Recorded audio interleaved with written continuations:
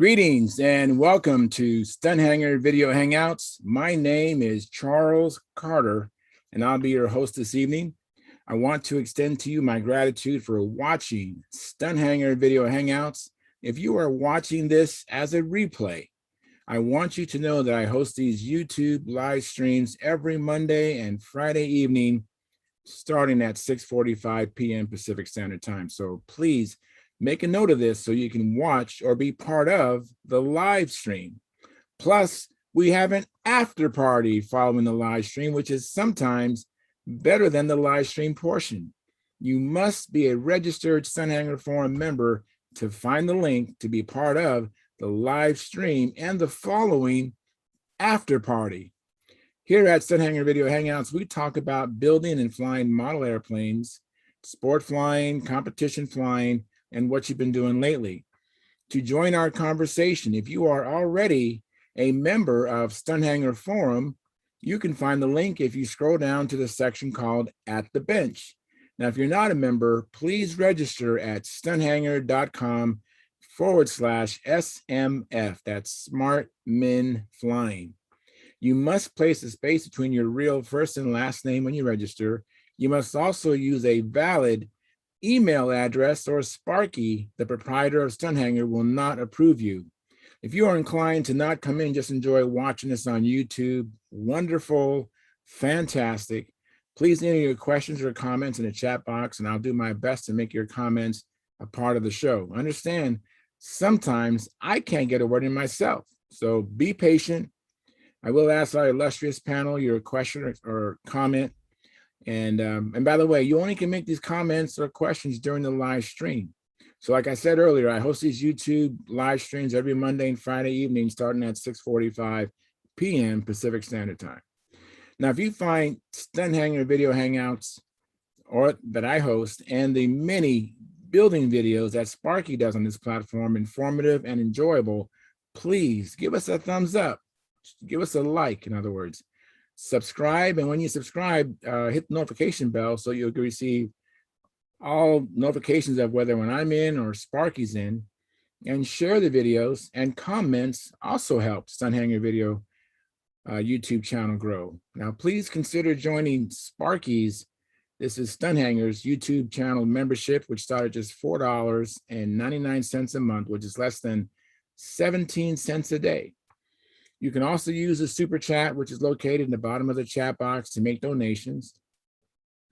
You can also use the super chat donation only during a live stream. So please come on in and make your donation. And if it's more convenient to watch the complete show at another time or date, totally understand that. Your support helps offset some of the expenses of running Stunthangar. And with your memberships, you get special badges that I can see in the YouTube chat box, so can Sparky. And you get unlimited replay of member-only videos. And once a month, Sparky has a question and answer show for members only.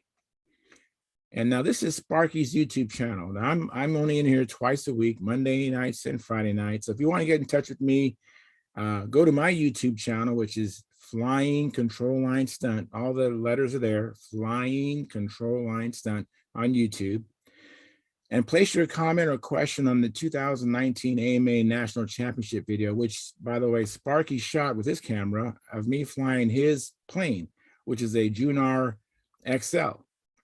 And if you do that there, I'll get promptly notified, and I'll be able to respond very quickly to you. That'd be the best way to comment to me. Anyways, I want to thank you for your past, your present, and future support. You are making it happen. Please keep the conversations family room friendly. In other words, please don't use words or do things you wouldn't say or do around your own children or grandchildren. Without any further ado, I'm going to post the link on Stunthangar Forum. And let me see, I have that up here. Just give me a moment here. I got to do a few keystrokes to get the show up and rolling here. And I'm on two monitors. So the link is being posted now. Hopefully it'll show up rather quickly. Let me go to the Stunthangar, I like to call it the control panel for Sparky's channel. Let me go there and see if everything's working all right.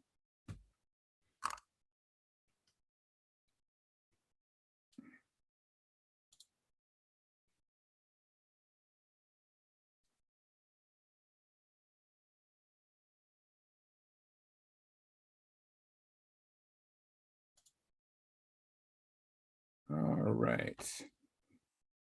So Tom Ramos says, like provided. Thank you, Tom. And Mike Lonke says, I have King Orange contest report when I get in. Thank you. And then Dennis Adamison says, like delivered. And Mark Lumen says, like completed. Thank you very much, gentlemen. So we have concurrently 10 viewers and 7 likes. Thank you very much. And let's see what's going on here. So very good. So that's all looking fine. And let me go back to our area. So I believe the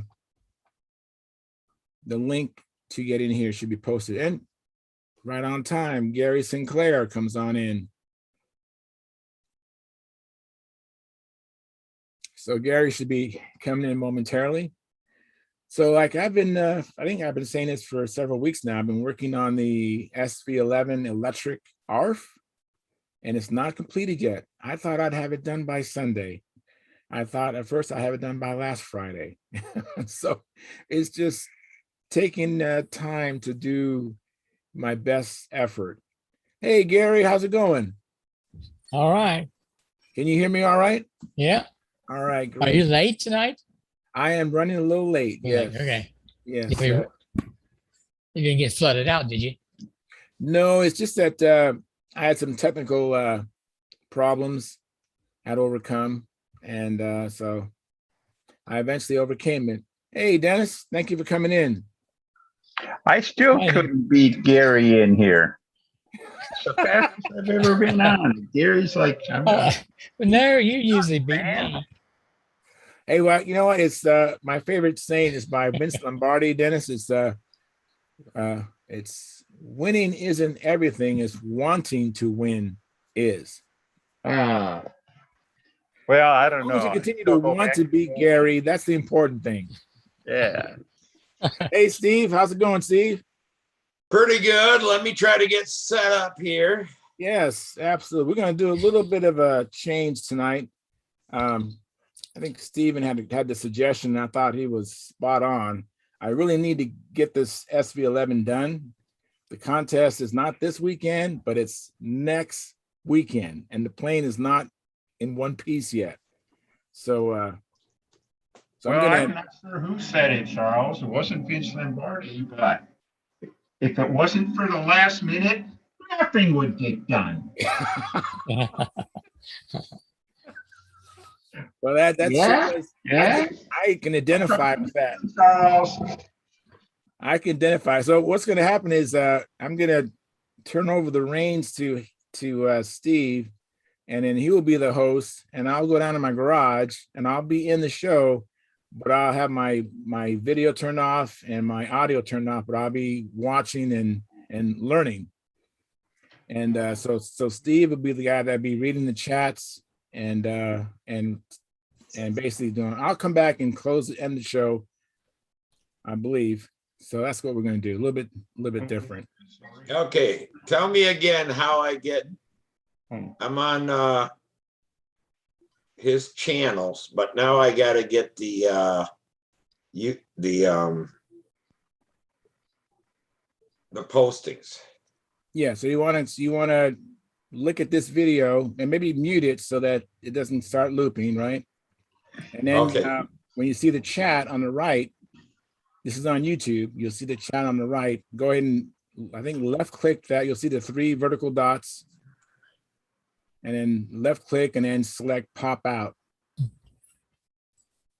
All right. I can't. You haven't came up on here yet for. Anyways, while he's getting to the YouTube channel, what you guys been doing? You and Gary, I'm asking this. What you guys been up to? Not get ready for the same thing you're trying to get ready for. Except the difference is my airplane is ready, but my box isn't. So. Oh, okay. I got everything else. We're in the process of trying to move my son back from Wisconsin. And we'll be hitting the road again tomorrow. So what is that? The expression about real life has a way of popping up at the yeah, whatever. You know exactly what I'm talking about. You're trying to get ready for. All right. Except the difference is my airplane is ready, but my. Okay, so have you muted, you gotta mute that, Steve. Everything else, we're in process of trying to move my son back from Wisconsin. And I'm gonna be hitting the road again tomorrow. So, Steve, can you mute, real life, that's the way I found it. Is that me, Charles? yes, that's you. You gotta mute the speaker on the YouTube channel.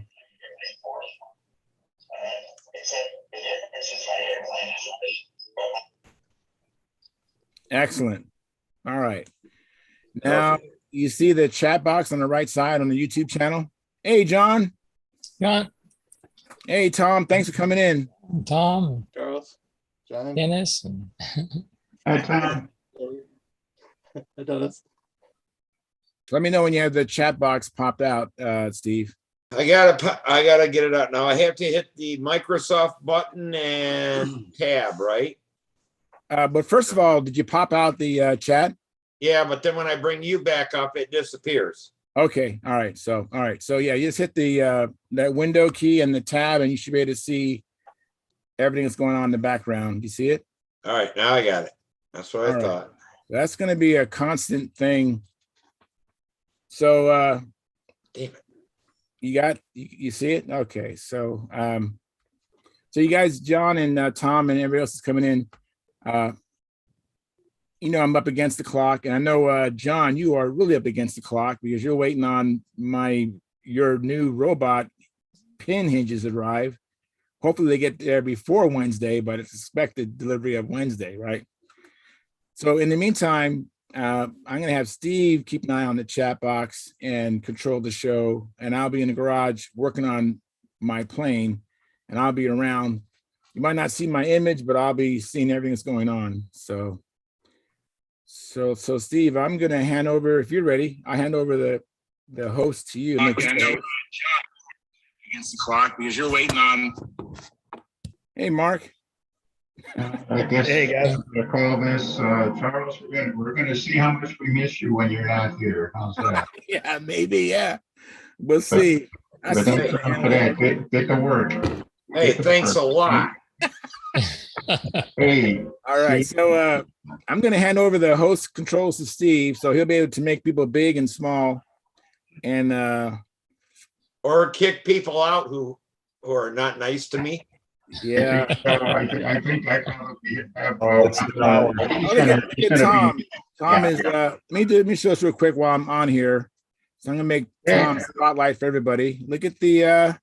That actually has chips. Oh my goodness! Look at that. All of the chips are on there. So is that Mike Lonke's or is that mine? It's those who paid me already. Fair enough. Yeah, my check's in the mail. Yeah. Hey, Tom, it's getting closer. No Buck Rogers, right? What do you got there, Mark? Oh, I was telling Tom, it's getting closer. Oh. What is that, though? I don't know what that is. It's some Kevlar. Okay. You know, I got a bunch of the Kevlar. I've been trying the Kevlar hinges, and I really like them. I mean, you know, at my limited experience, they're simple, and they seem to be pretty tough. So, yeah. And then it's just an X-Acto knife, to make the slit, once you impregnate it with CA, and it just works well. Yeah. Hey, can somebody post something so I can see if this is mine ends with Mike Lonke, so I don't know if anyone else is. If you're seeing that, then that's everything is there. Yeah. Okay. It'll be updated. So I'm going to hand off. Hey, Tryon. Hey, buddy. I know that you want to do the reveal of the of that. Excellent. All right. So what's going to happen is I know. See how Steve, how this goes off? It just starts happening super fast, but you'll be able to handle it. All right. I got my phone, so I can call you if something happens. Fantastic. So I got Tryon, a brand new 2-liter of that, brand new pack of cigarettes. Lordy. If anybody gets out of the Off topic. Flying my airplane. Very good. So Tryon, I know you look perplexed. Tryon, what's happening is I'm going to hand off and make Steven the host. So he's going to keep track of the host of the chat Oh, box God. and you guys. I'll be watching and listening in my garage as I continue to finish my SV11s. I only got a little time to get this plane done. So Everybody hand over- give I'm a gonna- lot of super chats to prove how much you love me to give up my night to do this with Charles. absolutely. So I'm gonna make Steve the host right now. Steve, okay, Steve, you are the host. Hostess with the mostest. I think the UT said, "Are you sure?" I said, "Yeah, I'm sure." Now see, nothing's coming up on mine. All right, just hang on a second. Okay, so you should be the host. Let's see here. No, what? Yeah, Steve, you're the host, Steve. Okay. It came up and said Shine is the host. You are the so- hostess with the mostest. So I'm All gonna right. leave. I'm gonna come back in my garage. Damn, I'm so nervous. You I smoking lit 2 cigarettes. cigarettes. All right. All right. Hey, Hey, what, God. Steve? I'm leaving in your hands. Take care of my baby. I'll see you. Yeah. Hey, John, before Tryon gets going, I really can't wait to see his reveal, but All right. Yeah, Tom is patiently waiting here. So. All right. So you can Oh, see. good. Yeah. Don't tie your Uniflow to the weight. That changes the height of the tank every time it goes up or down.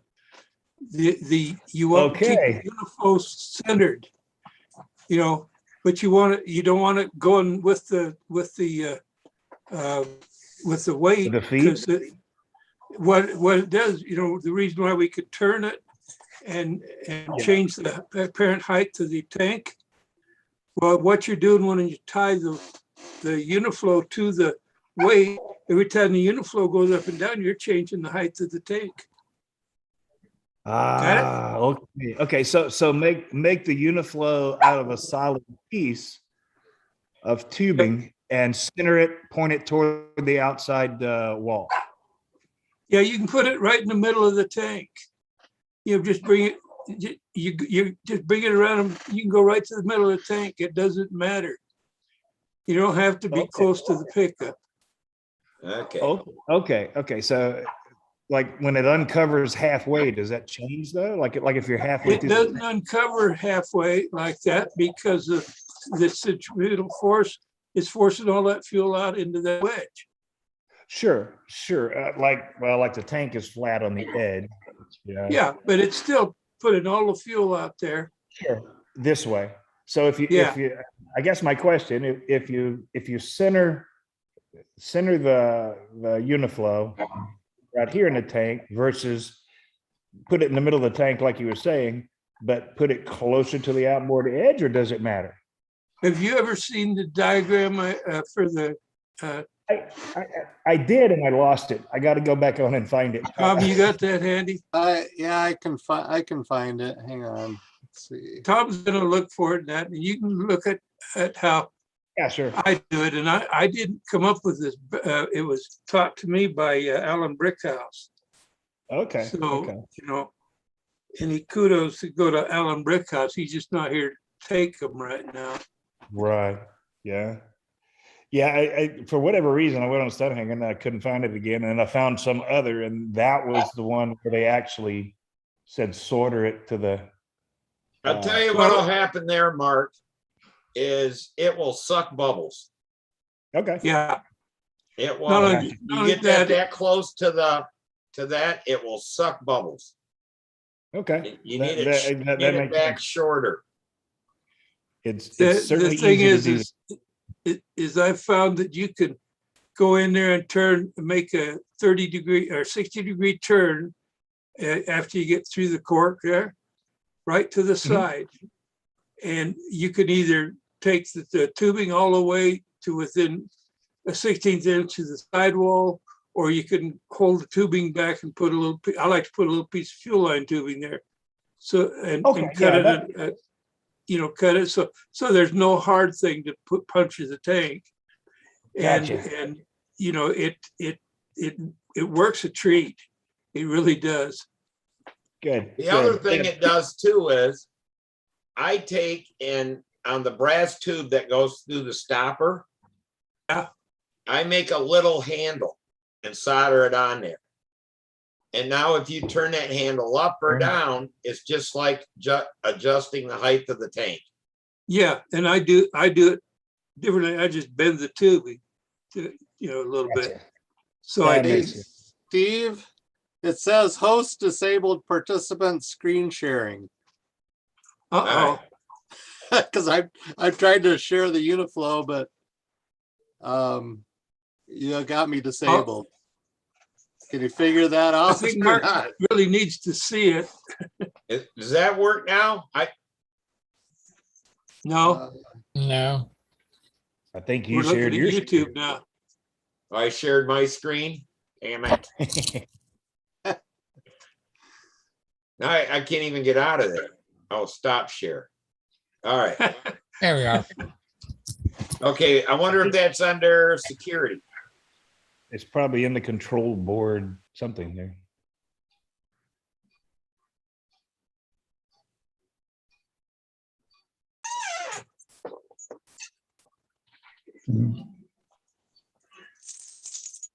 I don't know how to. Somebody called Charles. He doesn't like the contract. I remember that. If nothing else, if you set it on speaker and then everybody be quiet while whoever our featured speaker is presenting, and his image will come up big. Got it. Go to the right corner where it says. Oh, let me see. So on the speaker. Okay, so who wants to Tom Rammel. where are you at? Okay, just Tom. See if more comes up. Stop video, pin, remove spotlight, make host, rename, allow to record local files. Put in waiting room, remove report. I don't have the control like Charles does. He's only given me limited controls. We'll give him a call and tell him to put it up so we can share stuff. Yeah, he can usually set it up so that we can all share, or anybody could share. One button. All right, let me call him. Yeah, because Sparky didn't give me the keys to the kingdom. Ah. What did you do wrong? I didn't do anything wrong.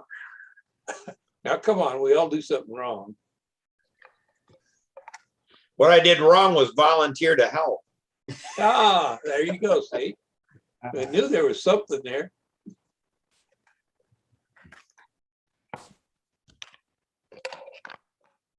Hey, I think you're gonna have to get back in and take over because this won't let me let anybody share. He doesn't need to take over. He just needs to just enable share.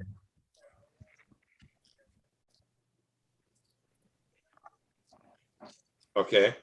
Getting cold up there, Tom? Yes. Lake frozen yet? No, not yet. Things. Not that cold. We've had Says one participant can share at a time. Multiple participants can share simultaneously. Only host who can share? All participants? Change that. That should work. Share.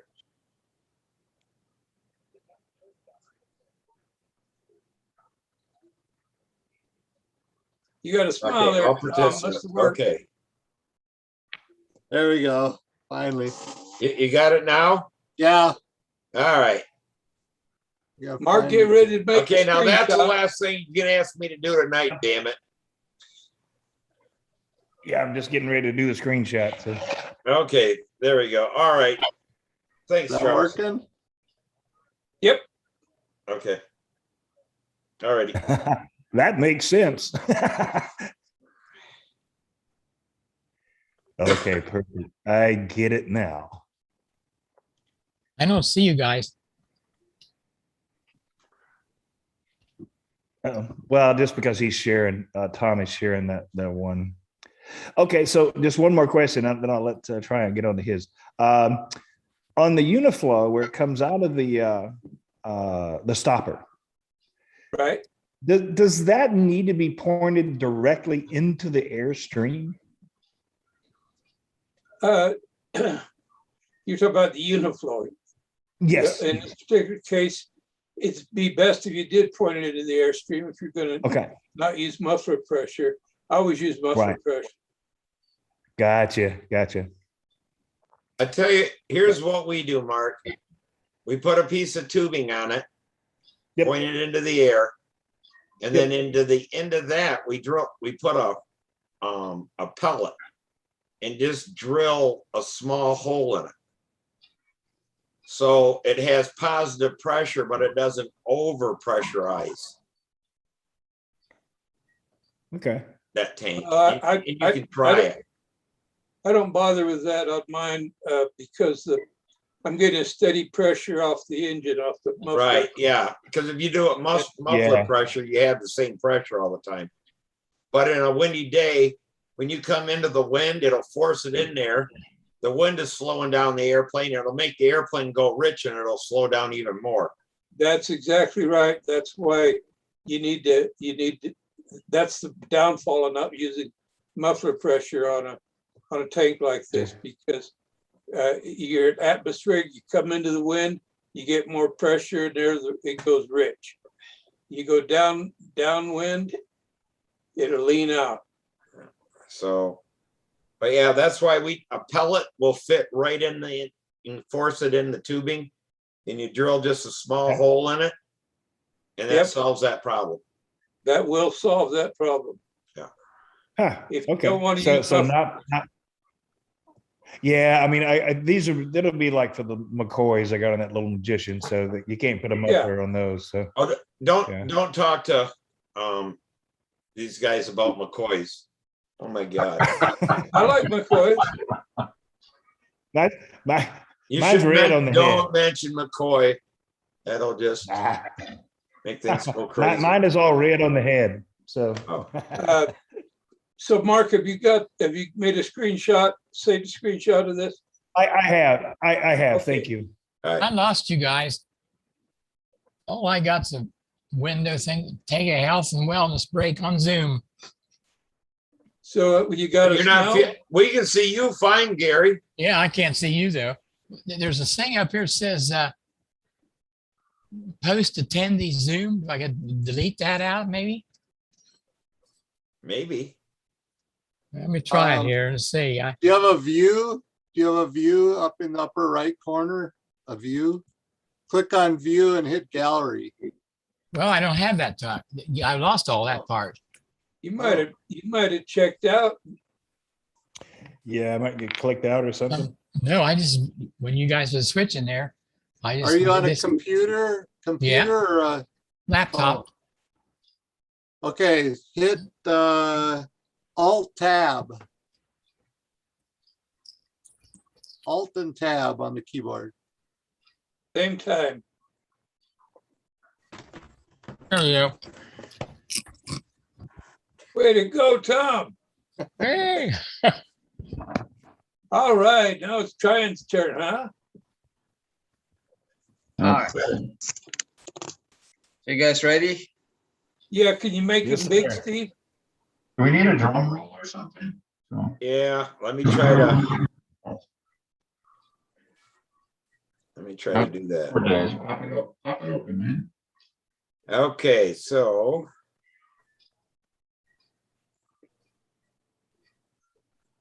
Now I lost some of my stuff here now.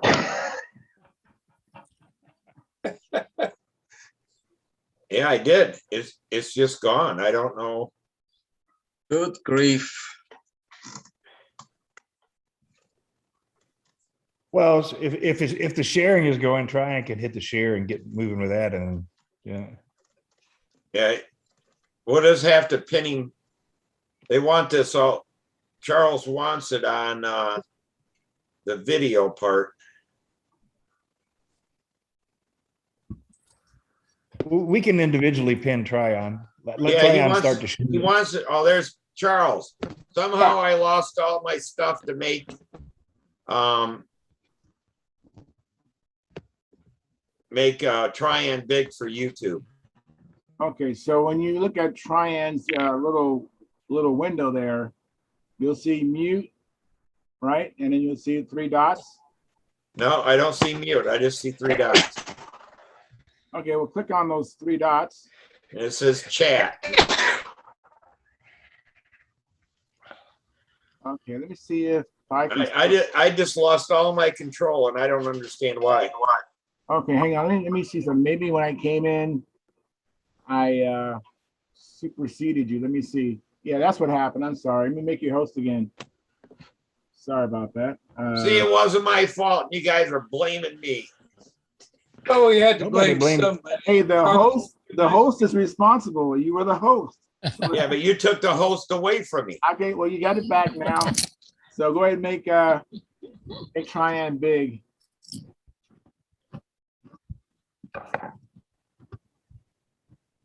I'm gonna try now. It's spotlight for everyone. It was this hard when I learned how to drive too. Is he spotlighted now? Well, he's Tom and myself spotlighted.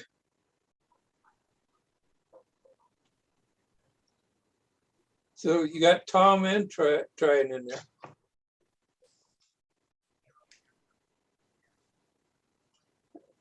Well, if you want, I'll do it. Make me host again, Steve.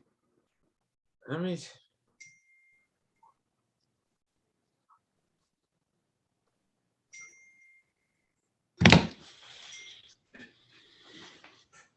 Shut up, Mike. Let me in. You Can you are hear in. me? No, I got no video. I got nothing. You don't? Yes, you do. He's just playing with you, Steve. I can see you fine. Yeah, I can too. He's just working on you. He's just doing a psych job on you. So are you able to make a Tryon big? I think there. Did You I got do it it. right? Yep. All right. All right, good. All right, I'm in. Hi, Mike. Hey You better be guys. nice to me, Mike. You I want don't to know see it? about. I don't know about this new host, man. You better be nice to me. So what happens here, I have 2 sets of screws. When I bolt it in a mold, I use the rear holes, and these forward holes are threaded, so I can use them as a jack. So right now I'm using these screws as a jack to pull this out. Kind of a brute force. So I'm just gonna go just a little bit at a time, and all sides. The back is already out. And hopefully, yep. So this is the insert that came out. Now I have to take the screws out.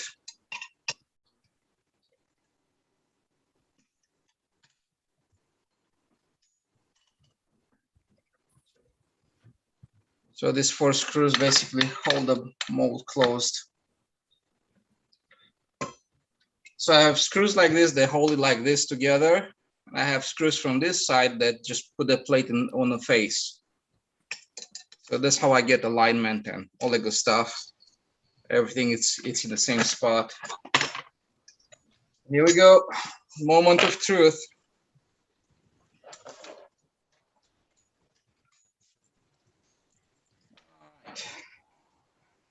So, oh, it sounds good. It's Christmas morning. Yep.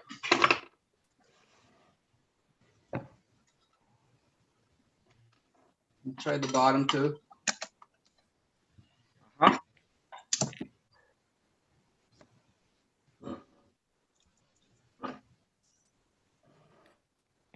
go. Look at that. Oh, wow. How cool is that? Yeah, well, Wow. Is that color changing paint or what? Because it's No, it's just probably the video, but look at Wow. the shine in it. yeah. Oh, yeah, yeah, no kidding. looked like you spent 3 days rubbing it out.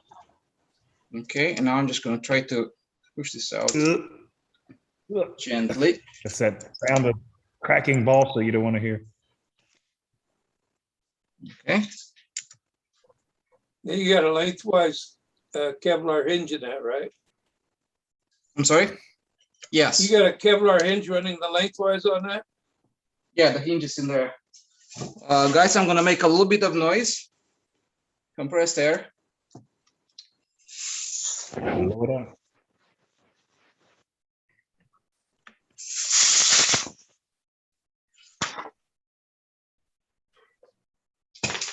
Look at that.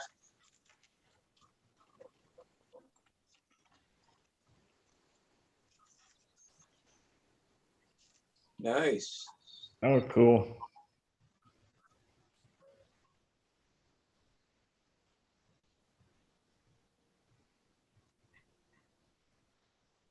You just got to clean up the flashing and stuff like that, Ryan. There's two of them. One standing on his head. Can you see me now? Yeah. You just got to clean the flashing up is all. Yep, that's it. And break the hinge loose. But Yeah. But you have to see it here, man. It's like I swear to God, this video doesn't do it justice at all. I'm sure not. I mean, It looks you can like see, it's pretty light the way you're handling it. Yeah. So I know. Let's see. It's probably gonna be one of my heavier parts, so I don't expect it to be too light.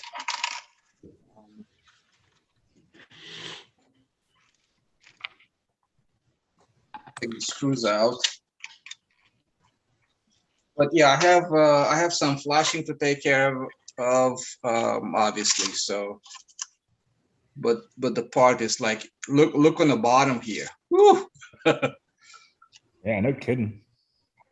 Look at that. Yeah. So you really want to do painting after you mold it? No. This is the way to go. This is the best way to do it. Let me see. It feels a little porky to me, but let me zero the scale. Let's see what I have here. How did the paint lines come out with this epoxy paint, Ryan? It's very nice. I like it. All right.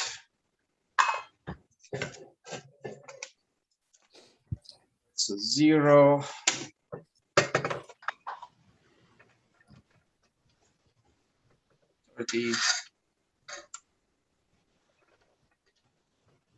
What's holding?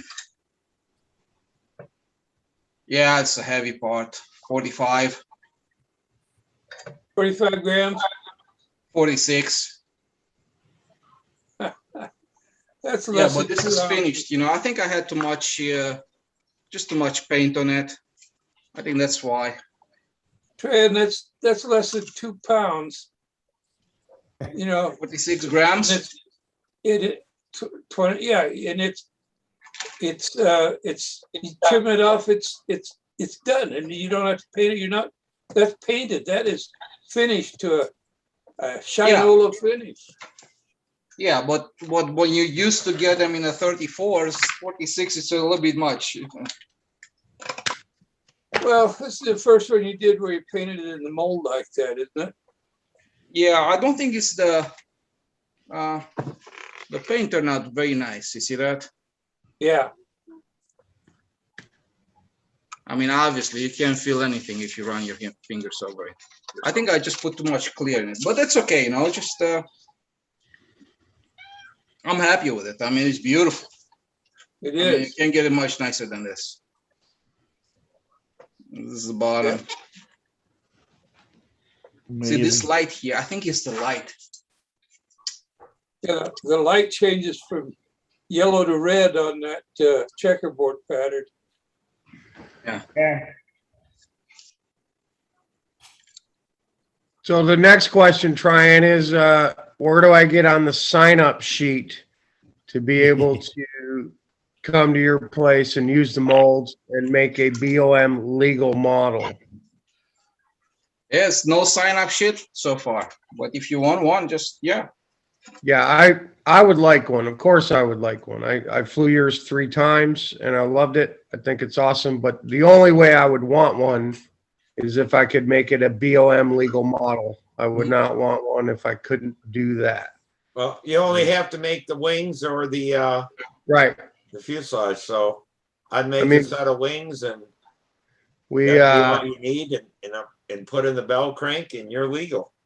we can work out, you know, the cost and the materials and all that another time. But I would certainly like to be on the list to make a BOM compliant version of that for myself. So Yeah. What you do is you make the wings, you have Sam make the fuselage, and then it'll be BM legal for both of you. well, I don't know about that. It would, that's fine. It doesn't matter who makes the other parts.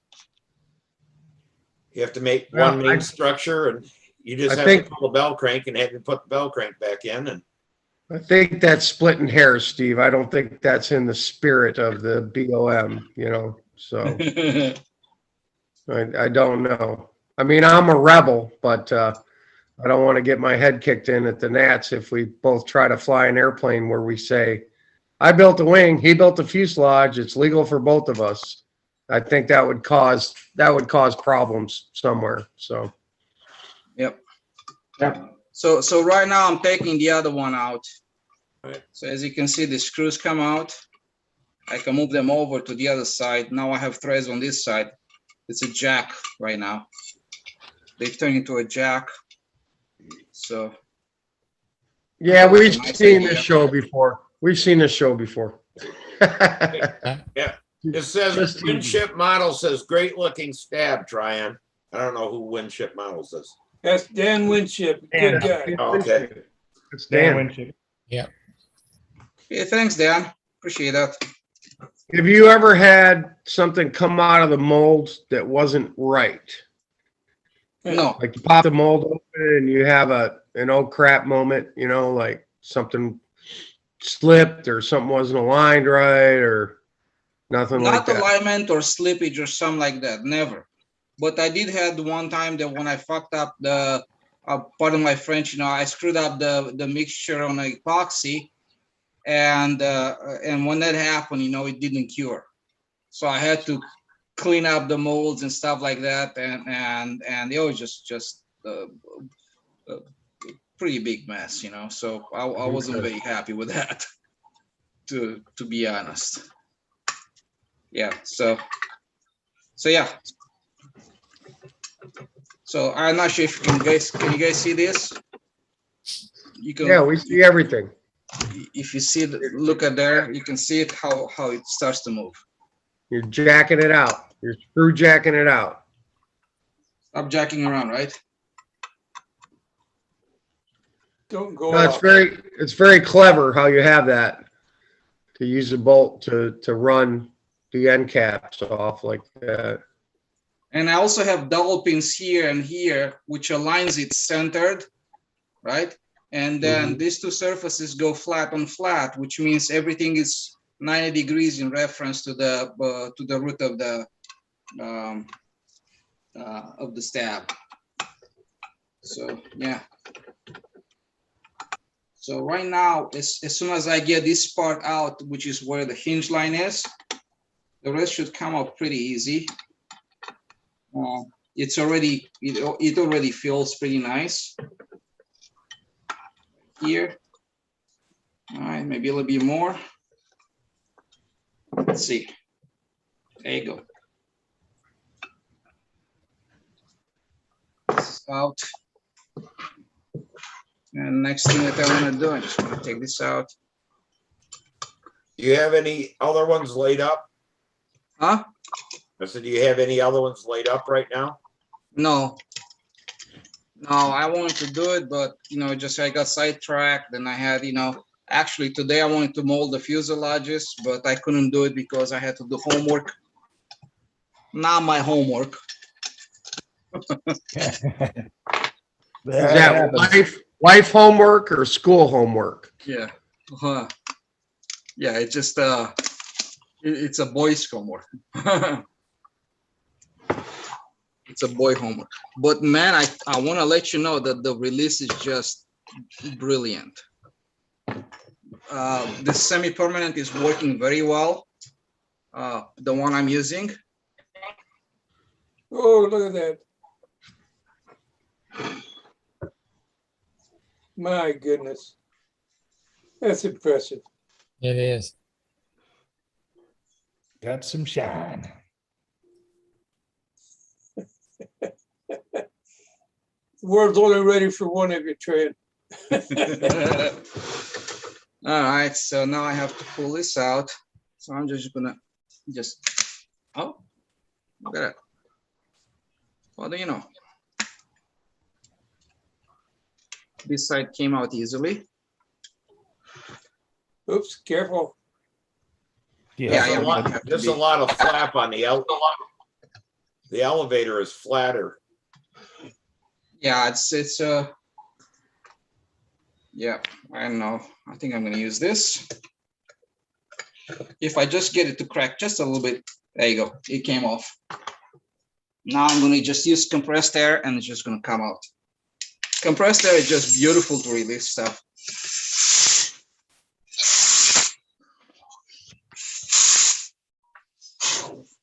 Especially if you have the pressure. I just turned the compressor for like a few minutes. There it comes.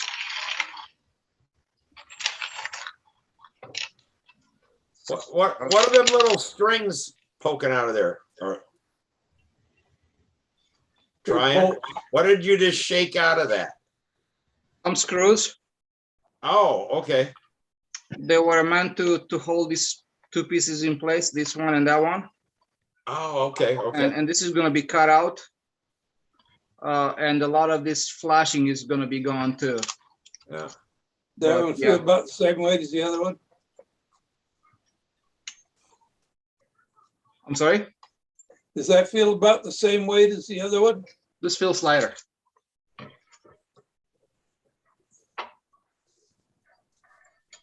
Mm.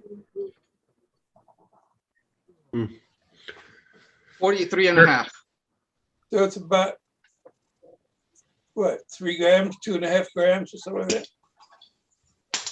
Yeah, the one may have more flashing on it too, Tryon. I mean, once you get all the pieces at one part, you got to take out in the center there where them screws are at, all the flashing off and all that. Then it'll give you about a couple of grams, 2-3 grams off. Yes. Yes.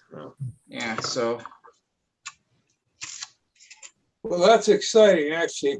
Yeah, It's got me thinking about taking a trip out to Georgia.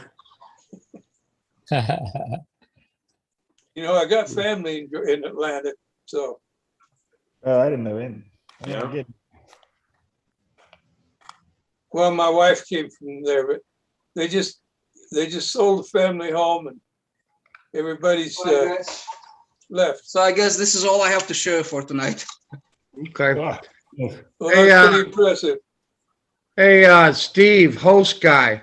Yeah. You, Charles will be catching up on the chat box by now. Are you paying attention to that? Nothing. I only got just that one. I don't know if nobody's chatting or what, but. Well, Charles only read up to the part where Mike Lumen liked it. He didn't read any of the other comments, so I don't know if you caught that. He only read up to where Mark liked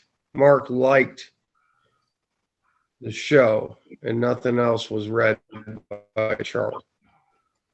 It says in there, Charles is crazy for leaving Steve in charge. Yeah, that's what I wanted you to read. Yeah. No. I figured that was it. I already seen that Mike. You I know, just didn't want. I it just would not didn't be a wanna joke unless there's a accidentally little bit of kick you truth in out. it. Yeah. Yeah. Charles didn't read anything from there down, so. Yeah, Mike McBride. Charles is free, leaving Steve in charge. Who's got their YouTube channel on? That was me. I'm cutting it off. But All right. Todd Simpson, he believes in me. Okay. And you didn't want Charles to have a better plane than you. And Well, McBride read Ruben's comment. Ruben said he was going to loan Charles a Strega. You got to read every comment like Oh. Charles does, so that everyone understands the context of the conversation. Oh, yeah, he says that he'd loan Charles a Strega. The one is a Winter Light. And then you just said not to give Charles a better airplane than you. And then says the Intrepid is good, flies, just pulls more than skinny Steve can handle. And I guess that's his Steve. Yes, Stephen McBride. Mike says he's fat, so it shouldn't be a problem. And that's all I got so far. Except Marcel Lingard says evening, Charles, and everyone. So all that is up and going.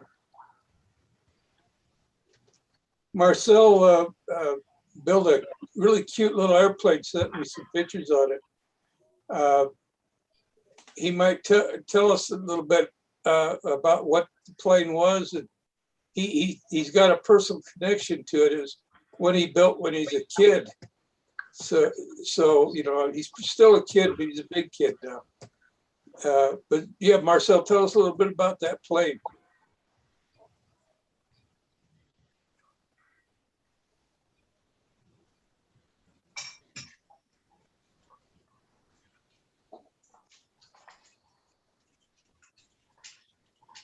Just ourselves to comment on everything's underway.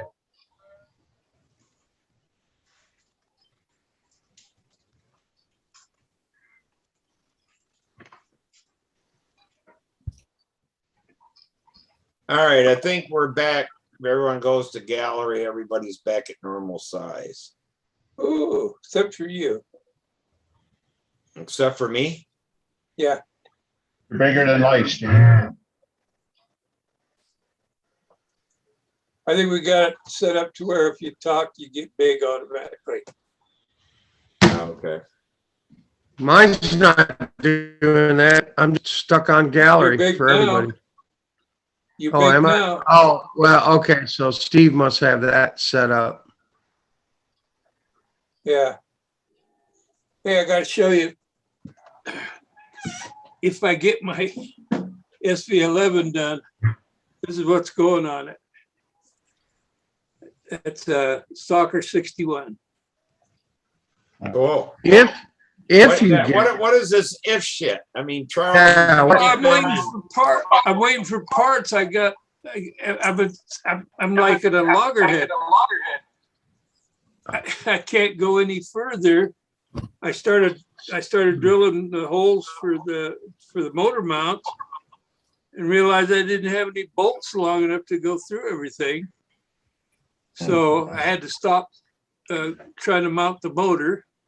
I wanted to get that mounted. I got a tape built. I got to put a shelf in, but I want to close. Well, I'll close the whole thing off because I want to fuel proof that whole area back there.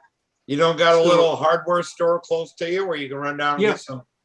Yeah, but see, they were closed when I found out. Oh. You know, and so I got to wait a morning to go over and get it. But you already got your wing glued in and all your push rods and everything set up and. Well, no, I don't have the wing glued in because I'm missing a hinge. I can't hinge it yet. And so as soon as I get the hinge, which Charles has been kind enough to send some, he has a packet of them, I can finish hinging the flap in the wing and get all that done, get the wing I'm not going to glue it in until I get everything done on the fuselage. So, you know, but I'll be pretty good shape once I can get the wing mounted and get some longer screws for the motor mounts. And I think I'm pretty good on everything else. I'm going to make the center section where the canopy net is. That's going to be removable because I want to be able to get to the control horns. Instead of having to go back to the back and adjust lengths, I could do it all right there to wing root. Well, either he'll be borrowed on an airplane or trimming it when he gets to the contest, one of the two. Yeah. That's okay. Well, no, Hey, I have a legacy that I built, 15, 20 years ago when it first came out. And there's nothing wrong with it. It's ready to fly. I just got to bolt an engine in it. But I wanted to have, a new airplane. But if I don't get it done, I'll just bring the legacy. Have you bench run your stalker yet? Well, this one was Tom Dixon's personal engine. Oh, okay. So And bench so run. it's been, he's had about 100 flights on it. Cool. What's He up, didn't have Mike? he didn't have a 66 in stock. Well, I was going to say, I just hung out with Tom Dixon this weekend. He was there at King Orange all weekend with Leroy Polk. And Steve, you know, if you're the host and you swear, you got to put 5 times the money in the swear jar. Okay, I'm glad I don't swear. Yeah, you just did like 2 minutes ago. So you're the host, man. You got to be better than that. I make the decision on who swears and who doesn't. Oh, okay. It's a new show then. Steve's in charge. Cuss words are allowed. It's no longer Charles in charge, huh? All right. No Charles in charge. I do want to thank Steve for staying on the phone with me for 4 hours on the drive down to King Orange. Yeah. He called me We late. talked about all Monday kinds night. of stuff. Talk Yeah. about politics with him? No. That's why we were able to stay on the phone for 4 hours. We talked about model airplanes, and we talked about Michigan, and we talked about everything but politics. So it was good. And then he called me last night on the way home too. Yesterday when I was driving home. So Steve's my keep awake guy when I drive to contests. So Really? Actually, I gotta we keep him tease him around. a I lot. gotta argue with somebody that doesn't get so mad that they don't talk anymore. yeah, we didn't really argue. We had civil discussions. So But I did tell him that after the 4 hours, that if he got really tired later to call me, and I'd start talking politics with him and get his blood pressure so high, he wouldn't have to worry about falling asleep the rest of the way to Florida. But no, most of our conversation was about airplanes. We were talking about the contest and talking about my new Axioma that's coming and electric setups and all that stuff. So Hey, I see you scored pretty high on one of those Saturday events, but I haven't seen the results up for Sundays. What happened? Yeah, Well- tell us about King Orange. I do have a contest report, and I have a bunch of tabs pulled open to show some pictures and some scores. If nobody else has anything to share right now, You want me to pin you or try to pin you? well, let me just give you a general overview of how it went and what it was. And if I ramble on too long and I'm taking too much time, somebody shut me up and stop me. But I drove down Wednesday night, and I drove all night from Nashville to King Orange through the night. I got there at 6 o'clock in the morning because Ron Waldron had mentioned this. The contest is on an airport that Ron Waldron lives on. He lives on this airport. It's an air park, and he has a hangar there where he's restored many airplanes over the years. He doesn't have any in there now, but since King Orange lost their flying site a few years ago, the Smith brothers and Ron Waldron have been running it at this airport in McAlpin, Florida. It's pretty close to Lake City. It's a private, homestead air park where you live and have a hangar. you taxi your airplane out of your house and go to the runway and go fly. It's one of those kind of places. Well, they have a clubhouse up front with a really nice field out in front of it, and they mow that down, and then we put circles on it. So I got there at 6 a.m. I slept in it for about 4 hours. I heard Ron drive by on his Gator. That kind of woke me up at 10 o'clock in the morning. And I was like, I'm here. What do we need to do? He's like, we got to cut this field. So we started mowing and got the field cut. Then I got on another mower and cut 3 circles in the field, because the mower they had to cut the field, only cut it to like, 2 inches. Then we had to actually cut the circles. So I spent about 6-7 hours on the mower cutting 3 circles on Thursday, and we flew a little bit. The few of us that were there, we put up a couple of flights Thursday, but nothing big. But then Friday, when everybody started rolling in, the field was prepared and ready for the contest, and people did start rolling in at 8-9 o'clock in the morning, and throughout the day, all the competitors started showing up, and we had 2 circles for competition and 1 practice circle that could be used anytime throughout the whole weekend. So that was pretty good. I stayed in the Airbnb. The Smith brothers they found a house to rent that was an old assisted living facility that had like 8 bedrooms in it. So there was a whole bunch of us, a whole bunch of control line flyers in the same house. Rick Osborne, Dave Hallis, and Bob Whitney out of Florida. Wayne Smith, his wife, son-in-law and daughter, myself, Derek Barry, Liam Barry. We all shared this house together, which was pretty cool. It was a lot nicer than staying in a hotel, because we had, a common kitchen and a common living room and bathrooms and stuff. And we went to dinner every night and hung out. Just the fellowship was really good. Saturday's events were Old Time, Warbird, Nostalgia 30, and Profile. They didn't fly Classic. They just flew N30 and Classic. And the turnout was light. I mean, I think there was only 3 or 4 in Old Time, 3 or 4 in Warbird. I think there were 7 of us in N30, and what was the other? Profile. There was 6 or 7 of us in Profile. And then Sunday events were beginner, intermediate, advanced, and expert Pampa. Same thing, that the skill classes were split up, and there was only a few beginners, 3 beginners, I think, 4 intermediates, 4 advanced, and maybe 6 in expert, if I recall. But I do have score sheets that I can share.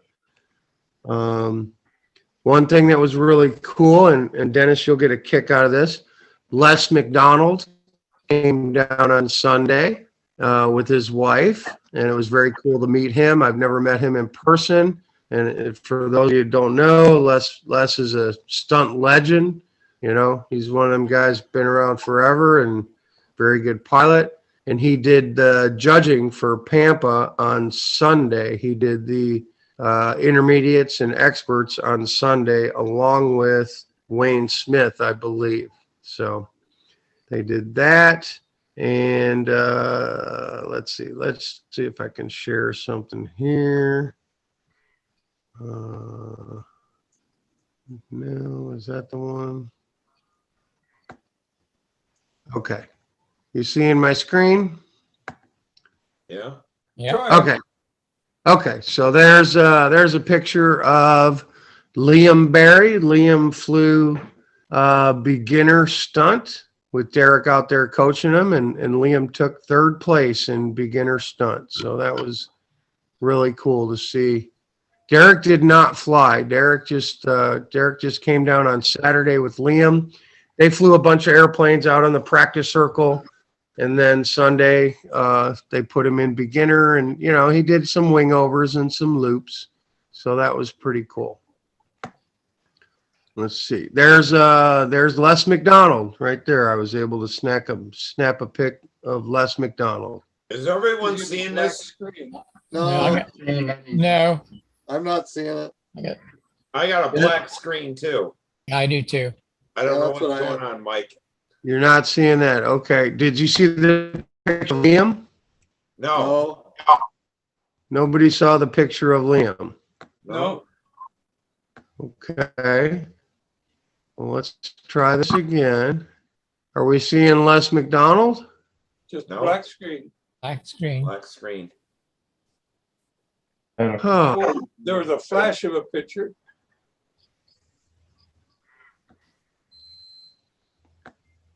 what if I do that? How about now?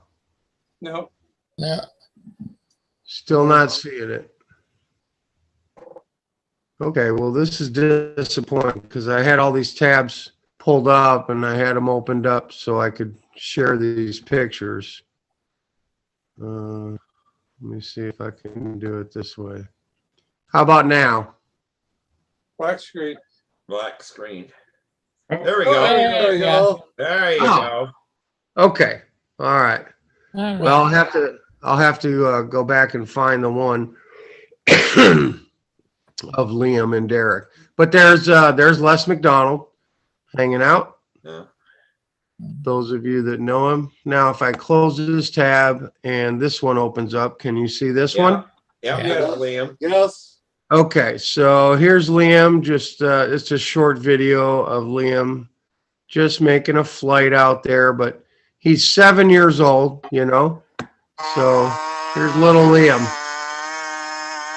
Flying in flip flops.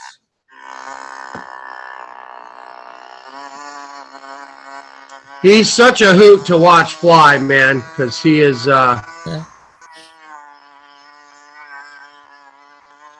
He just goes for it. Liam just goes for it.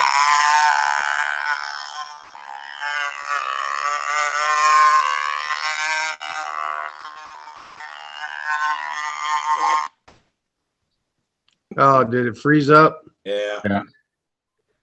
Well, that's unfortunate. What plane's he flying? That's an old Super Clown with the Fox 35 on it. Okay. Well, dang it. I guess the video is not going to play. Well, let's go to the next one. Okay. Well, we don't want to do that one. We want to do, here we go. Here's the Saturday scores for Nostalgia 30. Now, I would like to say, even though I came in 5th on this, if you look at 1, 2, 3, and 4, because there's no skill classes in this, I came in 5th behind 4 experts. So I was pretty happy about that. That even though I was 5th with a 558, I was right in there with Gene Martin and Tom Dixon at 562. And, 577 won it. Borrowed plane, right? With a borrowed plane. That is correct. I was flying Wayne Smith's Cavalier electric airplane, a borrowed airplane that I put one flight on Friday, and then I did 2 officials with it on Saturday. So that was good for me anyway. An event I don't fly with a borrowed airplane, and to come in right behind the 4 experts and be kind of close, I felt pretty good about that. Yeah. Profile stunt. Here we go. That's the one I won profile, and What were you flying, Mike? I flew Sam's Cardinal. I flew that orange or yellow and red Cardinal that we got in that Facebook marketplace deal from that guy in Kentucky. It's an airplane we didn't build, and we don't know who built it. But it was a shootout between me and Ron Walder, and if you look, I just beat him by 1 point. 537.50 to 536.50. So that was pretty close. You know, Dave Hallis is an advanced flyer. Rick is an intermediate flyer, but Jerry Glyer is an expert. You know, Jerry Glyer is an expert flyer, and he finished in 3rd. So I was able to best one expert in that class, which, that made me feel good. Jerry's a pretty good flyer. Old time, so 4 flyers, Bob Whitney, Rick Osborne, Dennis Toth, and Wayne Smith. Looks like Rick Osborne took it, Dennis Toth in second, Wayne in third, and Bob Whitney in fourth. And then the other event, Warbird Stunt, there was only 3 entries, Rick Osborne, Rick Huff, and Jerry Glyer. Of course, Rick Huff won that with his twin engine Messerschmitt electric plane that he had at the Nats. I mean, look at that score, 570 for him. Rick's an expert flyer, you know, and I think that airplane got 17 points at the Nats when he had it there this year. So, okay, well, that's that one. Let's go to, all right, Sunday. Beginner stunt, Sarah Marie, who is Rick's wife, obviously. Len Bechtold, who flies the giant ringmaster, the two-time size ringmaster. It's double size, so it has an 84-inch wingspan. And then Liam Barry, of course. And it looks like Sarah Marie won that. Sarah Marie has come a long way with her flying. Are we still there? Yep. Oh, okay. All right. Yeah, Sarah Marie, who is Rick's wife, she's flying the full beginner pattern now, doing very well, getting through all the maneuvers. So there's hers.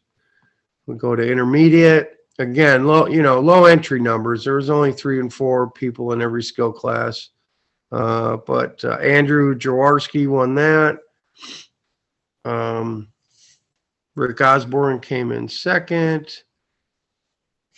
Leroy Polk, and then Larry Hiller. Larry Hiller, he's an interesting guy because he flew control line like 40 years ago, and he just got back into it 2 years ago. And this was his very first contest. This is the first contest he's attended in his life. And he's flown a little bit with the Huntersville guys. He's about 2 hours south of the Huntersville guys, but he has flown with them a little bit. But he came all the way down to Florida to attend his first contest. So that was pretty cool. We get into advanced stunt. Again, low entries, only 4 of us. Dave Hallis, myself, Alan Buck, and Ron Waldron. And yeah, I took it with a 542. Dave had a DQ on his first flight with his electric airplane because his brake on his motor is set up so hard. When his motor quit, his prop fell off. So, of course, losing part of the airplane is a disqualification. And Dave was not going to fly the second round. He was like, I'm done, I'm not going to do it. I was like, Dave, get your stuff back together. Get out there, put some Loctite on it, go fly. And it's a good thing he did because he got DQ'd, but he went up and he put in a 531.50, and he was able to beat Ron's first round score of 531 by half a point and take second in the contest. So if Dave had not flown, he would have come in dead last. But he was able to best Ron Waldron's high score of 531 by half a point. So who was the lame guy that won that? That was me, man. Oh, damn. Oh, I'm surprised Alan Buck was in last place. Well, yeah, well, he was. He must have not been doing any practicing. He's usually a pretty good pilot. Yeah. Alan judged on Saturday too. So not only did he fly Saturday, he judged Saturday. So he was, between trying to get his official flights in and judge at the same time on Saturday. I don't think he did any judging on Sunday, but he was working both sides of the coin there for the contest and helping out. So. I like Alan. He's a good guy. I know him from Huntersville and Brodax and the Nats and all that. His wife, Diane, was with him. They're both retired now, so they can travel a little bit and attend contests everywhere. But that's 2 years in a row I've won the King Orange because I won it last year. So it was good. I've flown my SV11 a bunch this year put in a bunch of flights, and I practiced hard before this contest, and it paid off, obviously. So here we got expert scores. Mike Waldron won it, you know, 549. We had Rick Huff, Gene Martin, Jerry Glyer, Mike Waldron, and Tom Dixon. So, and there you can see that. And so this fly off, what they do, they take the top, they have a perpetual trophy for King Orange. They take the top 3 experts and the top advanced flyer. You have one flight in front of a set of 3 judges, and the top flyer gets to take home the perpetual trophy for King Orange. And this is the one, I did not fly in this last year because Sam and I wanted to get on the road and get home. This year I wasn't in such a hurry to get home, so I decided to fly in it because I wanted to fly against 3 experts and see where I stacked up. And Les McDonald was also one of the judges for this. And I had heard he was a very hard judge, you know, very honest, very hard judge. So I took the opportunity to get in there. And you can see I finished dead last in it. But again, dead last behind 3 experts. So, you know, that's a 575. That's a pretty good score. No, it's 515. It's 515. See, I wish it was 575, but it's a 515. Ron Waldron won it again. I think he's won it the last 3 years at least. But you know, Rick Huff was in there at a 549 and Gene Martin at a 532.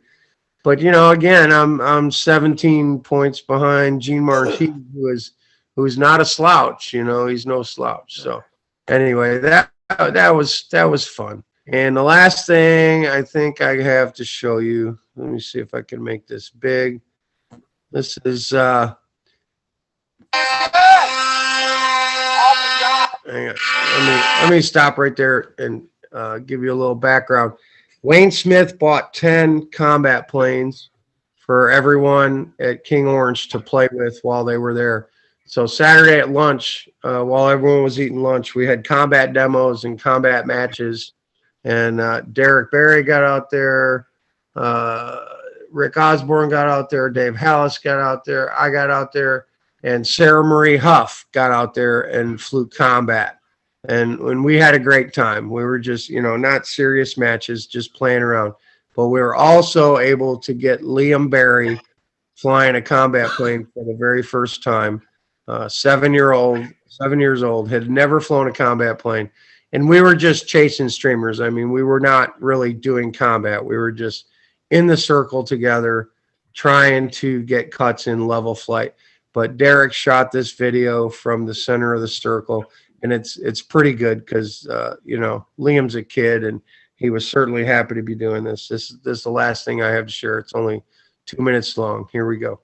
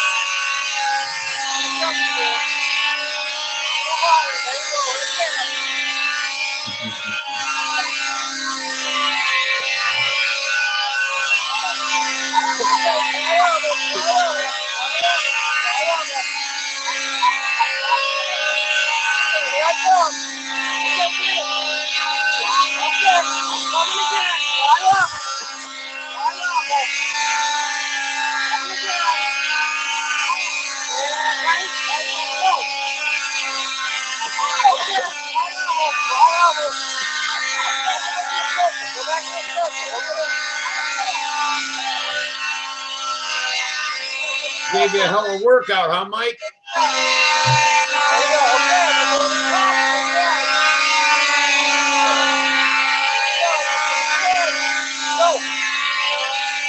Southern Junior Combat Fire is new.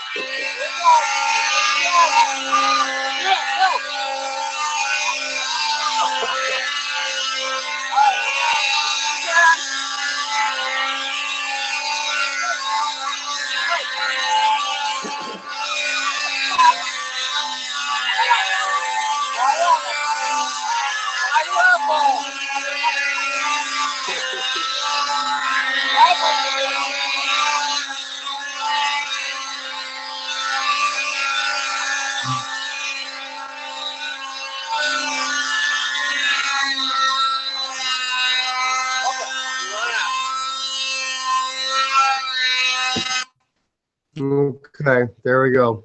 And guys, that was a hoot, man. That was the highlight of my weekend right there, being able to do I that gave with you a him. workout running around to keep getting even with him, huh? I'll tell you, well, I was trying to give him a chance, you know. I was Yeah, a I little know. fast But with I mean, him you had to tonight. keep getting, getting him to Trying to fly come level over and the get top. in front of him. Trying to come over the top and then get the handles lined up and then telling him go up, you know. That's what we talked about before the match. But we put him up on a short bladder before that. Derek helped him with the launch, and he flew the airplane for about a minute by himself. And that was the first time he'd ever flown a 75-mile-an-hour airplane. He'd never flown a combat plane other than never. You know, he's flown stuff with Derek and stuff. But the speed didn't bother him. He kept, there was a little bit of this. He flew a little high. But it was such a hoot, man. He was so happy to do that. And we cut his streamer off and gave it to him as a souvenir, and said there was no cuts. He didn't get a cut. I didn't get a cut. But we gave him his streamer from his first ever combat match. And he was just tickled to death, man. He was tickled to death. That boy is going to go a long way in control line, whether it's stunt or combat, whatever. He has a very bright future in control line. So 7 years old, I don't think Sam was 7 when I put a combat plane in his hand. I think Sam was 8 the first time he ever flew a speed limit combat plane. So Liam's on his way. That's a good deal. So that's it. That's my contest report show, from the Mike. King Orange, man. It was Good a great show, time. Great It time, was a Mike. great There's nothing more in the chat. I don't know why. I guess there's nobody on there. But oh well. They found out who the host was, Steve. That's what I was gonna say. Yeah, they were like, "Oh, Steve's hosting." Yeah, I'm not posting. Hey, Steve's Gary. hosted. I'm not posted. Gary's. You bored, Gary? Gary's asleep again. Let him sleep. He'll wake up later. He'll wake up in time for the after party.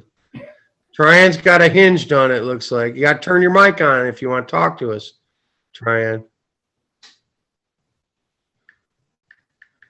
First one is streamed down, ready to go. Cool. And Did you this get is by that? on its own weight is moving.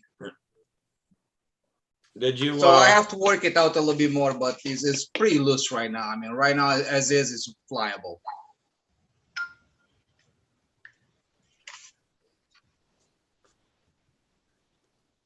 Good job, trying. Thank you. And I want to tell you, like painting in a mold beats painting outside the mold anytime. I just have to learn how to put like a little bit less paint, maybe atomize a little bit better, and be a little bit more careful when I do that. But other than that, it's perfect part, man. The part is just beautiful. It's no Todd blemishes. Simpson Nothing. said, "Yeah, still here. Great video, Mike." So, hey, welcome, Stephen. Hello, how are you? Good. So trying to stay away from your field box, Stay away from what? your field box when you're flying. Funny. You think it's funny? No, it's not funny. You want to stay away Funny from looking. Hey, it was probably a good thing because you may not have got around to trying the new epoxy paint. It forced you to do something. No. So sometimes things seem bad, but yeah, it can be a good thing. Yeah, Hey, no, Gary. I don't say no to that. Yeah. I was gonna let everybody know on the calendar that Gary does. I decided I'm gonna pay for it this year. So let Gary know who wants the calendar and stuff like that. And that's gonna be my Christmas present to everybody that Thank gets you. on here. Well, thank you, Steve.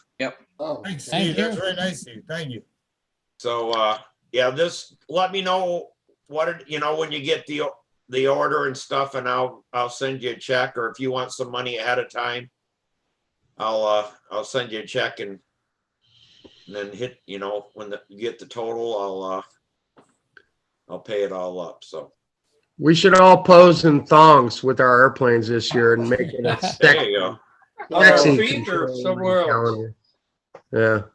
We'll make tons of money. We can sell them everywhere. Hey, Mike, for Halloween this year, you going as a Viking? No? You should, Why would I go as a Viking? because Dan Banjak, remember? I don't. He reminds me of a Viking, he said. He goes, he could really mess you up if he wanted to. Oh, Banjack said, because of my mustache, I think. Yeah. Dan said. Yeah. No. So you can dress up as a Viking and then take a picture with the airplane. And we'll send Oh, okay. Banjak one. There you go. Mike, how'd you do at the What about contest? making the October calendar? Oh, Dennis, hey, you got both colors now, Dennis? Well, yes and no. I wanted to show this off. One of the things I have, big thing. I've been shopping all over for Spectral line and everything like that. And it's in amazingly short supply. I've been able to get some of the Max Quattros and stuff like that. I got some more coming, but the only color I can find is moss green, and then after going to my third or fourth outlet, I finally found some in yellow. So I'm gonna be able to mix the Quattro in a yellow and a green line like we were talking about before. But one of the things I wanted to do with Spectral lines was I wanted to get into some of the bright colors and stuff like that. Looking around, and there was this other brand. This is made by a company in Kentucky, Fins, all right, and American made, and it has the Spectral logo on it, exactly the same logo that comes with on the Power Pro line. Okay, There you go. so it's Honeywell, right? Yep. But in the same package as this was see, that's kind of a bright orange. Yeah. That's good. Well, I got some blue, okay? Oh, But this is what's got me buffaloed. You see the logo? No ain't there. Spectra. The American flag? No. Yeah. So, That's suspect, man. and then I don't know, you can kind of see it. See, this box looks like it has like a bright film or something on it. It's a shiny colored box. This one is just kind of, like a regular print or something like that. So everything about this seems to, except I suppose even if it was a counterfeit, they would have counterfeit everything on it, right? But that's that's just got me scratching my head. I don't know for sure what I got. So, It seems fishy to me, Dennis. yeah. My intention right now is I got the contact info for the company, and I'm going to send them a picture of both boxes and ask them what the hell it gives. All right. I would. Yeah. I Yeah, would. and part of the reason I mentioned this is that I had ordered some other line, same kind. They had a different brand. This is their XS grade. This, by all descriptions, is just like the Power Pro Super Slick 8, the same kind of construction. I think it's their version of it. So that's why I got it. They have another brand, another line called Wind Tamer, and I had ordered that same thing. The picture on the Amazon ad showed the box with the Spectra logo on it, and of course that's one of the things I was looking for. I ordered it, got it, and then opened it up. The box didn't have a Spectra label on it, so I sent it back and reordered it. He sent me another one in a slightly different box. They didn't have the logo on it either. So I sent it back and canceled, Yeah, I would call the company. That one you're holding I'm that gonna says, call them or write them. I think I'm gonna write them and send it and ask them to verify, just exactly what it is I got there. the one you're holding that does say Spectre, does that say TM Honeywell underneath it? Trademark? It has, yeah, there's some pine, I can't even read it. I don't have my magnifiers on, but the logo looks just like the logo they put on the Power Pro line. Right.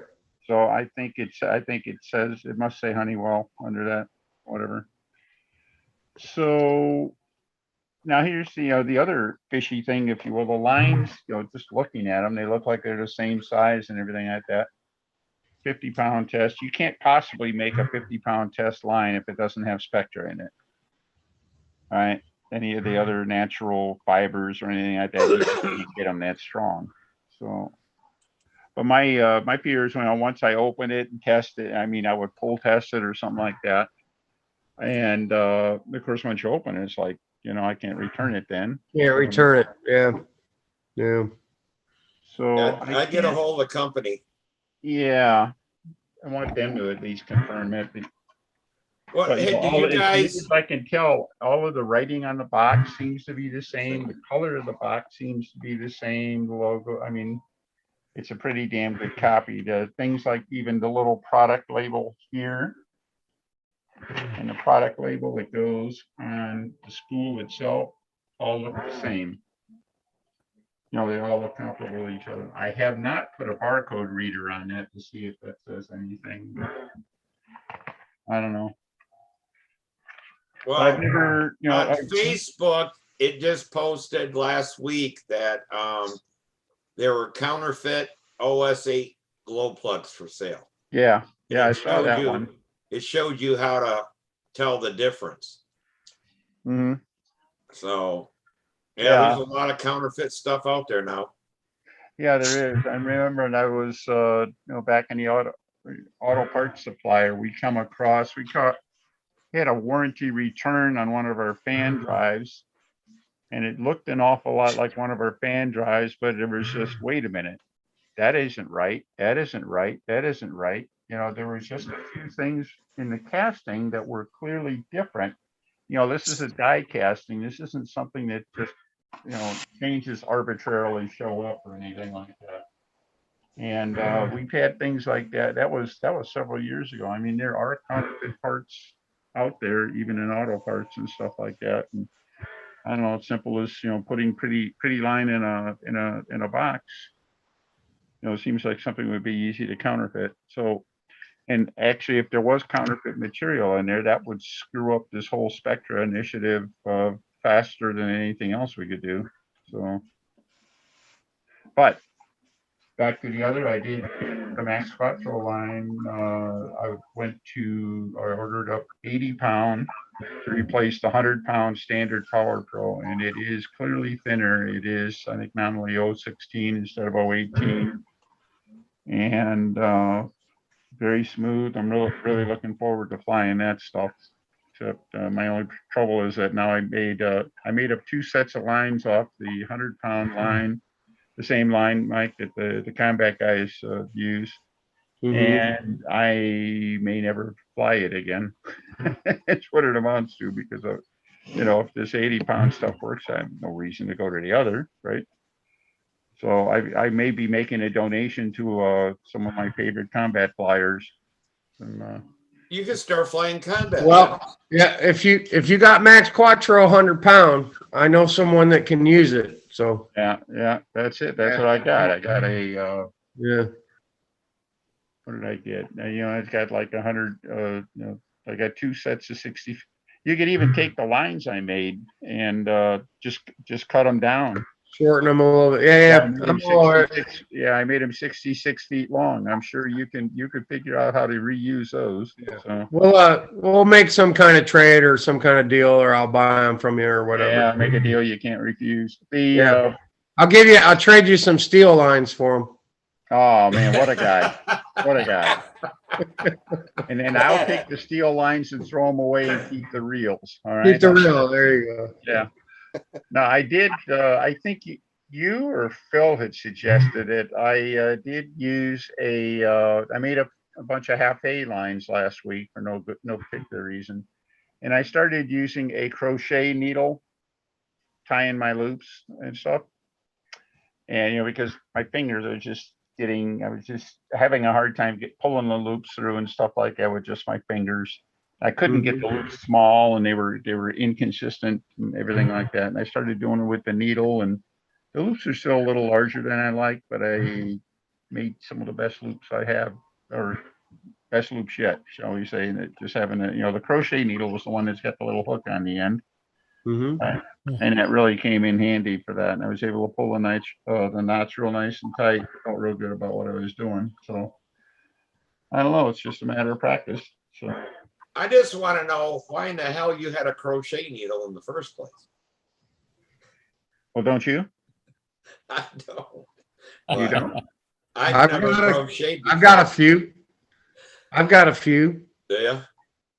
Well, that's it. I mean, you know, I'm going to be like trying someday. I'm going to knit myself an airplane out of carbon fiber line or something like that. Oh, okay. Knit one pearl tube, whatever. I'm going to knit a mat, toss it in the mold, and maybe I'm going to be cooking. So the only reason I have them, Steve, is my mother gave us our family heirloom 1890 Singer sewing machine as a wedding gift. It's an antique sewing machine that's been in the family forever.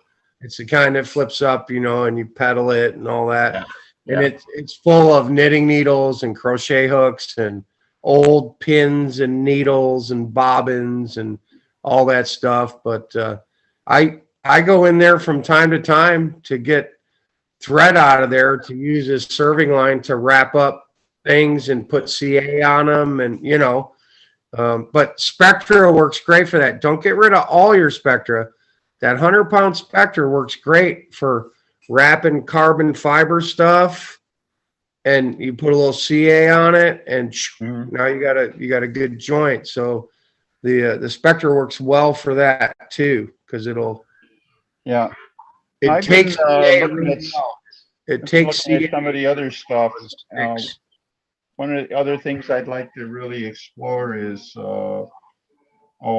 using it to replace some of the heavy cable in the control system, like lead-out cables and handle cables and stuff like that. And pick on Tryon some more here.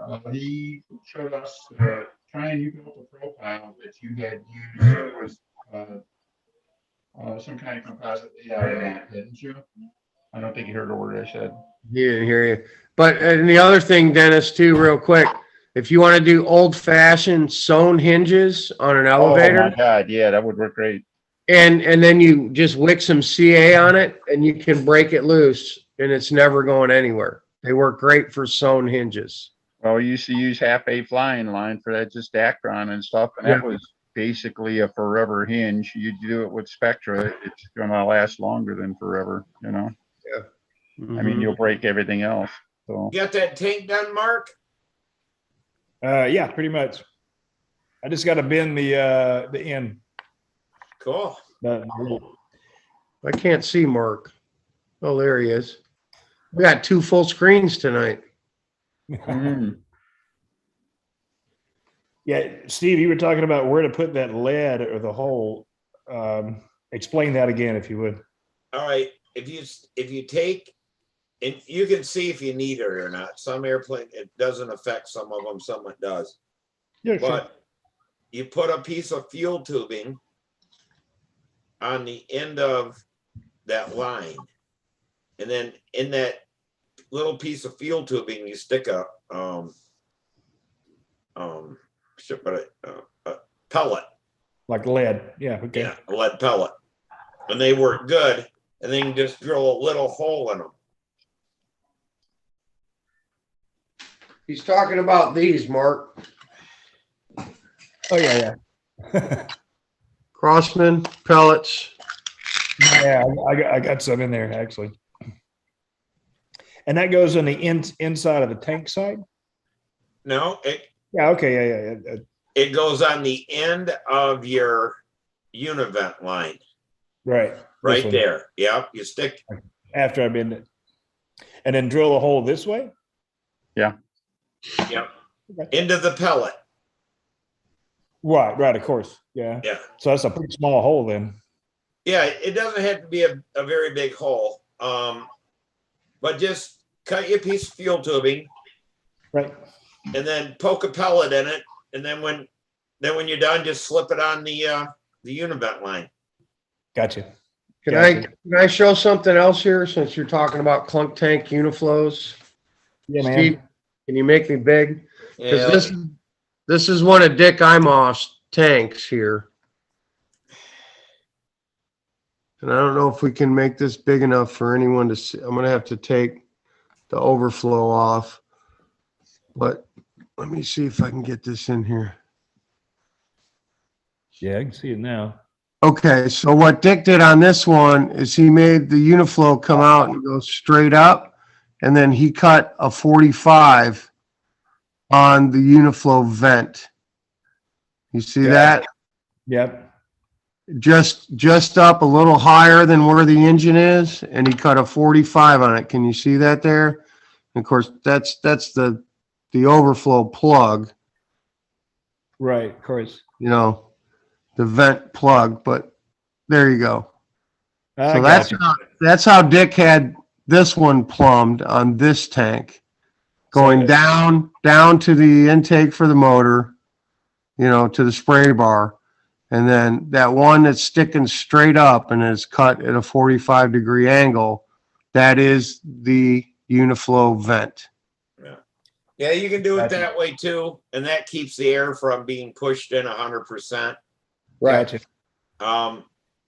Dick also hides them behind the motor. That's a good Okay. thing to do. That was going to be my next question, because with the little magician I'm putting it on, the reason I'm having to do this is I only got like 3 inches, a little less than 3 inches. Right. Yeah. And so everything I is heard going to that. end up with wide. Yeah. Width only. But the way this is coming out with the angle on it, I just happen to have this tank, so the way it's coming out with the angle on it, yeah, it's going to be probably behind the engine anyway. So Yeah, you can tuck it behind there. That's another way to do it. You just don't want it sideways, so Gotcha. it draws. Well, It sucks. Which way are you going to orient that tank? This way. It's on a profile, so it'll be setting, Okay. All right. Yeah. And actually it worked out where the uniflow, it almost can go, since it's on its side, it can almost go in the center in the vent, what would normally okay. have been the vent. Yeah, that works too.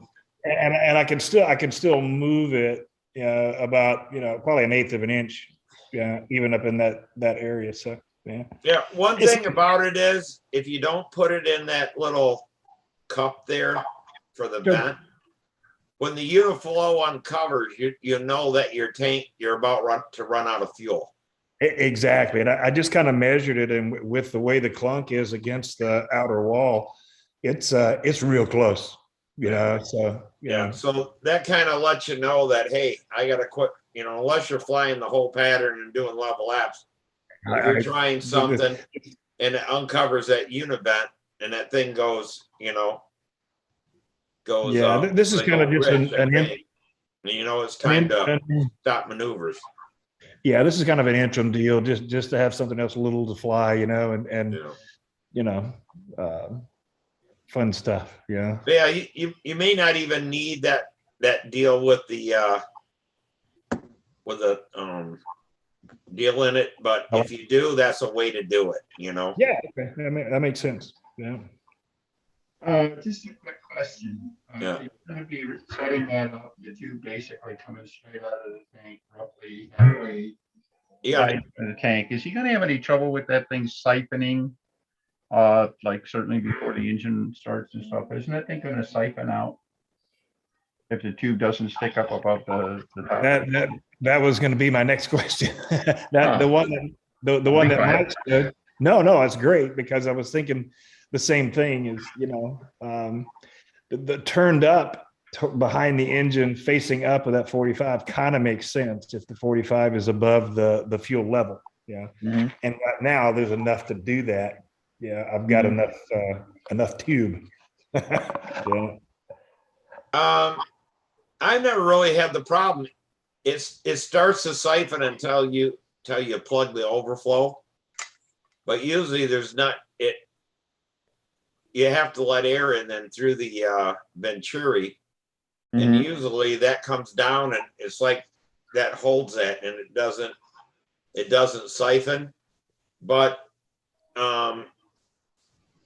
with John Paris's airplane, if he doesn't, well, it was one airplane. If he doesn't plug that univent, it actually siphons out of the venturi. Mhm. Stop saying univent, Steve. It's uniflow. You're going to confuse everyone. It's not a vent. Uniflow. There's a vent tube and overflow and uniflow, but not univent. I have never heard that. I'm sorry. I just had to. No, that's yeah. Nobody says univent. We're going to confuse the YouTube viewers, I think, a little bit. The whole reason for this is when I put this thing together originally, I just bought the stuff, newbie mistake, bought the stuff that was on the Burdock website, so I got this tank, well, I was not learned in the art of standard vent versus uniflow, so I'm plugging the bottom, and spinning the thing 1,000 times to get it started and finally get it started. And then every time I would even loop or even inverted, guess what? Quit. Yeah. Go right out. Okay. Yeah, because it If you wasn't have adventure invented. some, you could turn that into a uniflow easy enough. Yeah. If you know how to solder, get your soldering chops up to speed and take that tank apart, man. And Actually, I was going to do that. I just needed to get a torch because I can't keep with my soldering iron. I can't keep it hot enough all the way around. So I just need a little torch to get it off. little butane micro torch. You can go all the way around and pop the back on. And you want to, make sure you get some copper tubing. Yeah, I've ordered some actually because Or you could just spool up another $6 or $7 and buy a uniflow tank, I guess. Exactly. By the time you're all done, you probably wish you'd done it, but well, part of this is just learning for me too, Yeah. And I've got I actually got some tin and I ordered some copper. I just want to make a couple tanks, just to do it. go for it. But every time you go into something else like this, it's a big learning experience, and like I say, I'll be probably half or 3/4 electric, and then the others. But I like the old classic stuff with the IC, and I like to play with that, So and plus I'm not out a lot when I bash them in. But anyway, that's the Right way to do it, Yeah. Mark. Hey, Tom Rammel, Yes. did I see you holding up my tut timer earlier? Both of them, right? You mean that? Yeah. No, I have. Yeah, I'm gonna make yours this week. Oh, okay. This is the first one. I only have one right now. But That's gonna go to somebody he likes. no. I know he cashed my check. I know my check cleared, so he's got my money. You'll get them. That's it. I know I will. I know. The first one took me over an hour to place all the components on the board. So Ooh, well, maybe I don't want the second and third one. Maybe I want like the 10th and 11th one when you get really good at it. I'm hoping it gets quicker. So, Tom, what do you get? You figure out you make what, about 10 cents an hour building these? At this point, I think I'm in the hole. It's for the love, Yeah. love and helping the hobby grow. I think Just it's set, gonna have hey, to be Tom, that make way. up a bunch of them and sit on them for 20 years. You'll finally sell them all.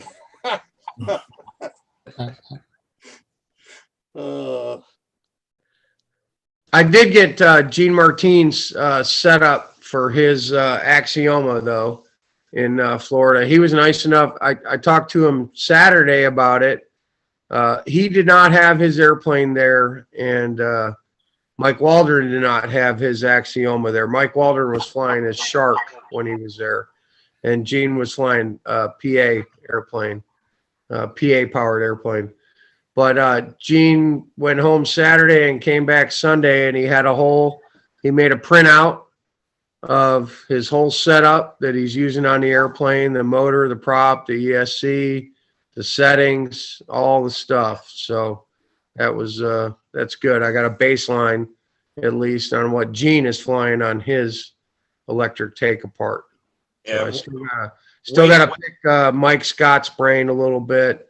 And of course I'll be talking to Howard as well. wait on the Badass motors till the new one comes out, and Badass is bringing out some new props, so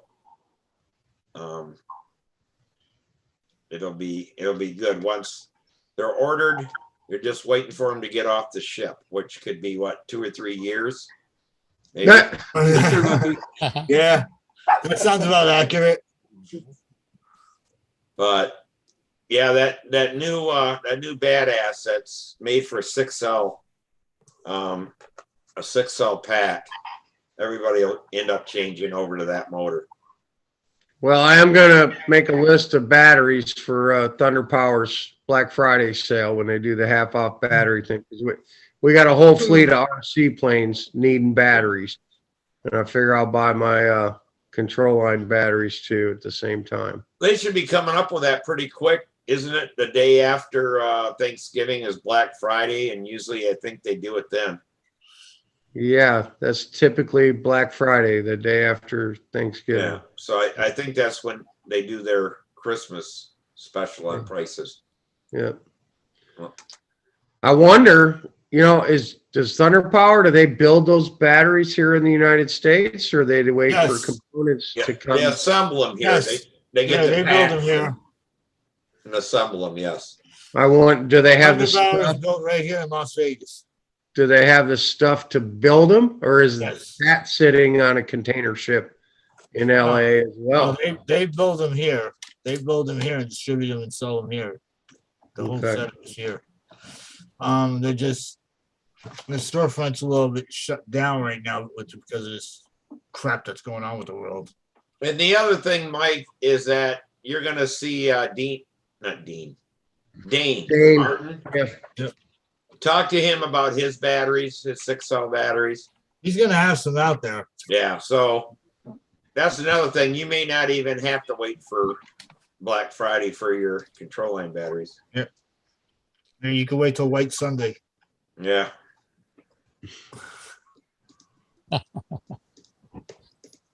Well, 2 weeks from today, I'll be sitting here talking to you about how the Vegas contest went. That'll be exciting. Yeah. Yeah. You'll be like, there was a sandstorm. There was 80-mile-an-hour winds coming across the desert. Shut up. We had that today here. Who did I talk to? So Howard went to Golden State this weekend. That's where Howard was at. I was trying to remember that Friday when I was on the live chat with you guys from the Airbnb. Howard was at the Golden State, and who did I talk to yesterday? I think I talked to Will Day, and he said that the wind was so bad at the Golden State on Sunday for Pampa that Dave Fitzgerald gave up in the triangles, stopped flying the pattern. They said it was blowing 30 miles an hour or some crazy thing. I wish Howard would get on tonight so he could Yeah. I was hoping he would too, but maybe he's not back home yet. tell us. I heard that him, Paul Walker, and Brett Buck were the only ones that attempted to fly. But I heard Fitzgerald quit during the triangles Wow. because it was. Then it's really bad. Hey, Mark, it says here McBride 001 says he takes his tank apart by using the stove to heat up the back of the tank and pop Pop the back of it vent open. pipe. Yeah, Oh, okay. probably Yeah. does that. You use the stove and just pop it right off. Oh, okay. Yeah. Yeah. That's another, That's the easy way. That's the quick and easy way to do it. Yeah, right. So you lay it on your flat top electric stove and just keep flipping it over to get all four sides, or what? And on the back end. You have a gas stove or? Yeah, no, I'm joking. Yeah, obviously it's a gas stove. I actually got a Gotta gas. I'm looking at it. Gas stove. You could do it in a flat electric. You just stick a pan on there and then set it on the pan and heat it up.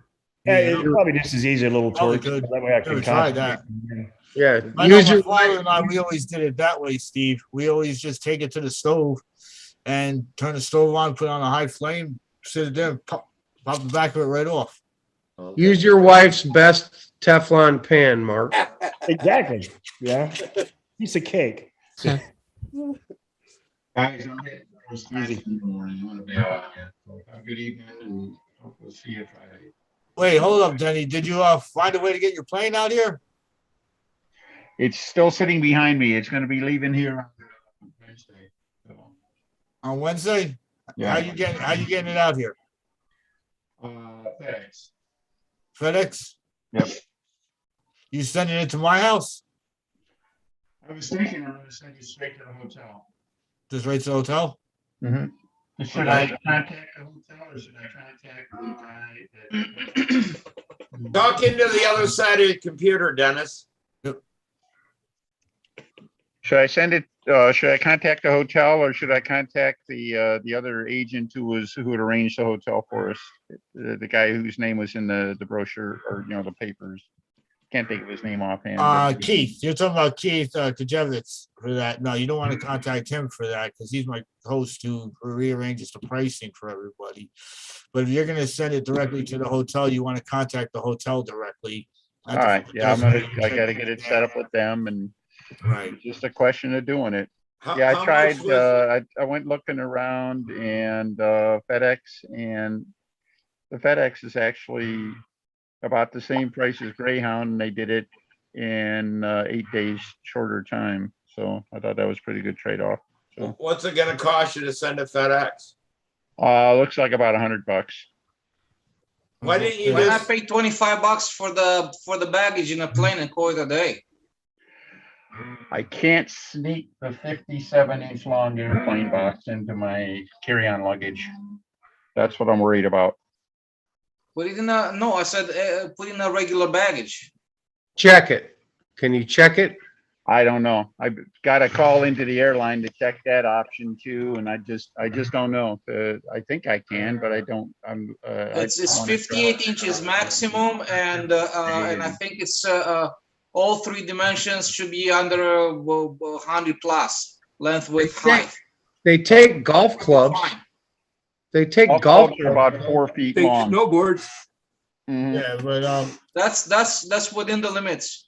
Yeah, the snowboard guys say that they can do it, but the snowboard boxes tend to be either soft and or thin. This is like 10 by 15 by 57. So I think I can take it, but I didn't want to take a chance. That's all. Dennis, look at the airline standard. I think it's pretty much everything is the same around the world. I think it's 58 maximum in length. And if you add all the three dimensions on the box, length, width, and height should be below 115 inches, which I think you are plenty good. And 23 kilograms maximum. Yeah, it's not 23 So look it up, because I think you can just do that and do a $25 baggage one way, $25 on the return, and that's it. Well, I'd like to do it that way. The other thing I'm worried about is showing up with my box all taped up and everything like that, and then having the TSI guy telling me I have to open it up to inspect it. Right. Right. Yeah, I get it, man. That's a scary thing because then it's the day you're flying out. Well, and I'd be willing to show up with the box, not sealed, and then seal it up after they inspected it and everything like that, which means I'd take a roll of tape with me, and then they'd throw me off the plane because of the sharp edge on, on the tape dispenser or something. I don't know. I'll work it out. Yeah, do what's most comfortable to you and what I you told feel. them, I'll tell you what, if you're gonna send it out to the hotel itself, yeah, the Yeah. guy Keith, he's not the one in charge of doing that. You just have to get in touch with the front desk that you're having a package delivered Yeah, there. this is the most, let's say, entertaining and expensive contest I've ever attended. So I'm looking forward to having a really good time. Oh, yeah. I told him it's Good. cheaper I to hope the rent strippers a are worth seat it. for it. All I they have to even, do is run a seat for $69 and set it next to them. yeah, well, that too. Hey, Steve, Yes. do you have any, no, that's Steve, the host with the most. Do you have any live chat comments, or like 15 minutes ago, you should have said, we're going to wrap it up and transition to the after party. You're losing time. We're there. We're 2 You're minutes. running long, running over. We're getting there, but yeah, the last one I already read. Okay. So, By the way, before I leave, Las Vegas, Steve, not Grand Rapids. I don't know if your dad told you, I went ahead and I had to go time too. Talking to the other mic. Talking to the mic, Ken. Yeah, so I'm gonna fly. I'm gonna take the smoothie, and it's actually old time legal. So I'm gonna fly the smoothie in Old Time, Classic, and Tampa. Okay, Cool. great. Excellent. So it's no good for Old Time because of the flaps. I'll be paying a penalty for You it. pay the penalty on Classic, flaps. it'll sort of hold its own, and then in Pampa, it's going to be not a pretty sight. But we'll have a good time anyway. So. Hey, Steve, let me take over as host so I can end No the way. I want to close this down. And bye, Dennis. Hi, Bye, Dennis. Dennis. Yeah, everybody. All right, Dennis, thanks for coming in. you want to take away all my glory, Charles. So I just want to end the stream, and you can still have the after party. And Oh, damn, trying. It's done, man. It's 44 grams and 42 grams each. Nice. That's not bad. And the Nice. hinge, look at that. It just Oh, yeah. drops by itself. See that? Nice. Now that's a loose control system. Yeah, Okay, it's as Charles, close as can be. And this is out of the box. And it's going to be better off in the future as Wow. as more and more stuff is going to be ejected out of the hinge line. Very nice. Charles, before we go to the after party, show everybody the airplane with the wing loot in it.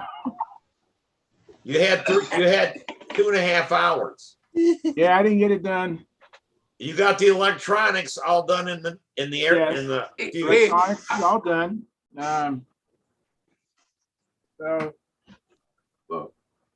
here is the S11 fuselage. Have the let me make myself big. Can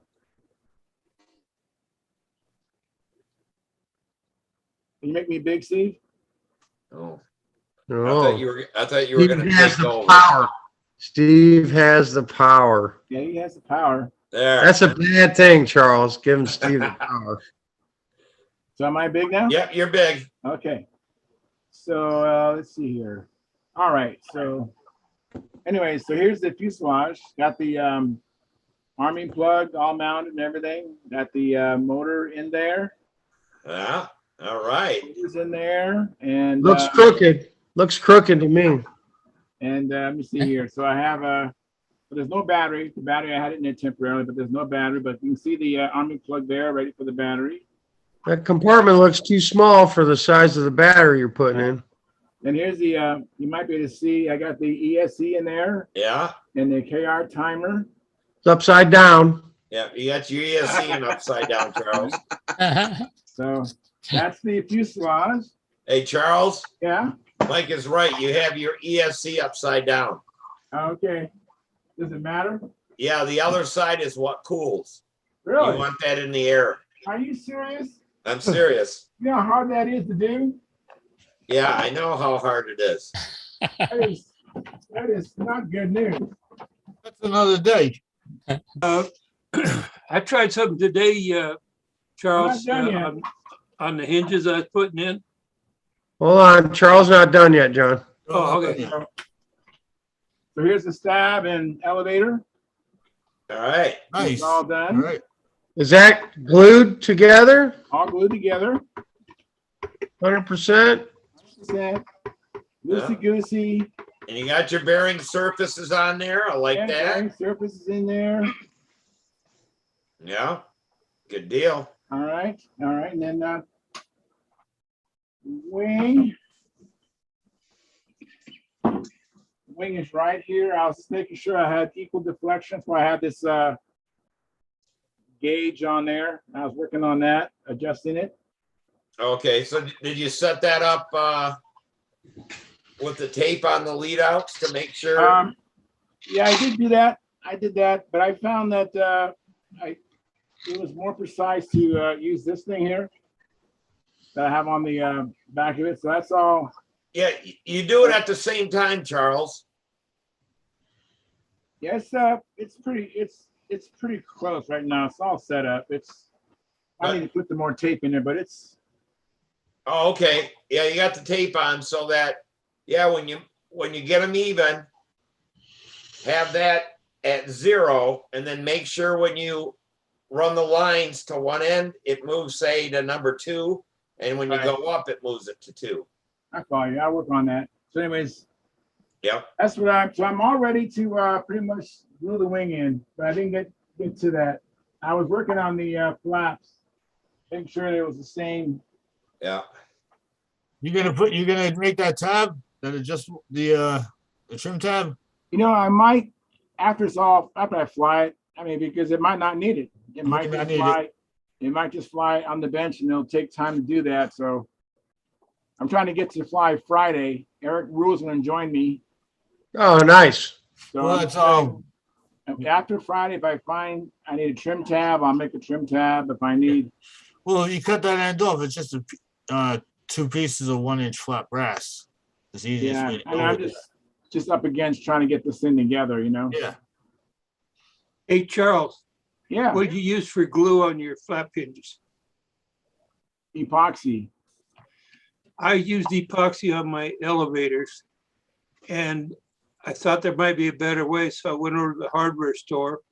I found out Gorilla Glue makes a gelled, very Yeah. thick CA. And on the pin hinges I'm using, it just took a little bit on the barrel of that pin hinge, push it in, get it quick, because it's gonna grab quick. And put it in, get it straight up, run it down, and get it 90 degrees, and it's in. It was fast. Okay, so it kicked off pretty fast. Yeah. Yeah, I didn't want that.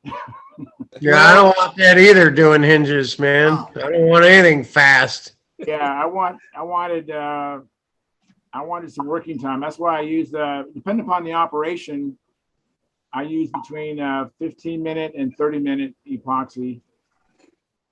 Because Well, I use 30 minute. when I worked on the But, thing, I had eight hinges, so that couldn't be done in 15 minutes. So Then on each hinge line itself, Vaseline in there. oh yeah, there's Vaseline on the barrels, absolutely. Barrels, yeah, put Vaseline in there. Yeah. Okay, you can take me off, Charles, and transition Oh, you have everything. to I gotta get out of this chair. I'm gonna get off, and I may get back on in a little bit once I. Hold start on. my You back. gotta make give me the host, Steve. You got to go to the participants, and then you'll see more. Right click on that and make me the host. It's not letting me do it. When I click more, it says stop live stream. No. Yeah, he doesn't want to give it up. Yeah. So you're in the participants screen, right, where it shows all the participants. Oh, yeah. So do I need to stop live stream or not? No, don't do that yet. Okay, participants. And go to you. Yeah, More. right click on me, Okay, and then make me the host. you're the host. I'm the host. Thank you. All right, everybody. Thank you so much and thank you, Steve. I heard and watched the show. It was a really good show. I don't have the control panel up, so I can't, but let me get that up real quick. Just curious for a rehash. You're not leaving though, Charles, are you? You're No, gonna I'm, stick I'm, around? no, I'm gonna stick around. Okay, good, because I want to talk to you. Okay, so let me see here, 1 second. I should have had this app ready. Go to, Talking about the wagers you're gonna put on for the Vegas contest. Hell yeah, Steve, you did a good job tonight, man. You did good. Let's have Yeah, a very nice job. round of applause for Steve, first time host. yeah, you did good. I was listening. Very good. Yeah. He only swore one time during the live stream. What did I, are we off? Are we Not yet, offline now? not yet. Not yet. I'm just You gonna. said the S word. You said SH Oh, okay. word. That ain't swearing for me. Okay, so, I thought I figured I threw a F-bomb out there. And, No, you didn't. okay, oh, okay. so let's see here. What's going on? Hang on a second. What happened here? Steve got it all screwed up for you, Charles. That's Oh, wait, hang on. I'm in the wrong one. Steve would mess up a soup sandwich. You We guys, don't know that. you guys keep talking while I fix this here. I just, So he should have let me in the live stream. I had Yeah. I had the power to do that, and he didn't want me to. well, I want to recap how many viewers we had and all that stuff. Oh, Hang on a second. Let me switch accounts here. I was in my account. Go to Sparky's account. we didn't have very many chatters, or they said I guess they were watching, but nobody was chatting. Oh, let's see here. Whoops.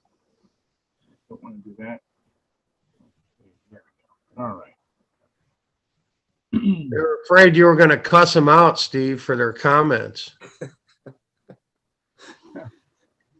They don't have to worry about that. I don't type well. It would take too much time, so I wouldn't. Well, you don't have to type. You would read their comments, and then you would just All cut. right. Oh, Okay, so now I'm in here, and so we had at the height of the show, we had 23 viewers. We have 21 likes. We didn't get any chat revenue and no new subscribers, but we had a number of people in the chat box. Let's see here. Did you? I guess you did do all the. Fantastic. I heard all these comments. Very good. So you did a really good job, Steve. Awesome. Great. Well, with that being said, I'm going to end the live stream. Today's Monday, so we'll be back Friday. Hopefully, I'll have a flight report on my new SV11 electric with the assistance of Eric Rule. Hopefully, we will get some patterns in. I'll let you guys know. So stay tuned, and we will be back Friday night. We'll see you then. Bye-bye. All right. And okay. All right, so we are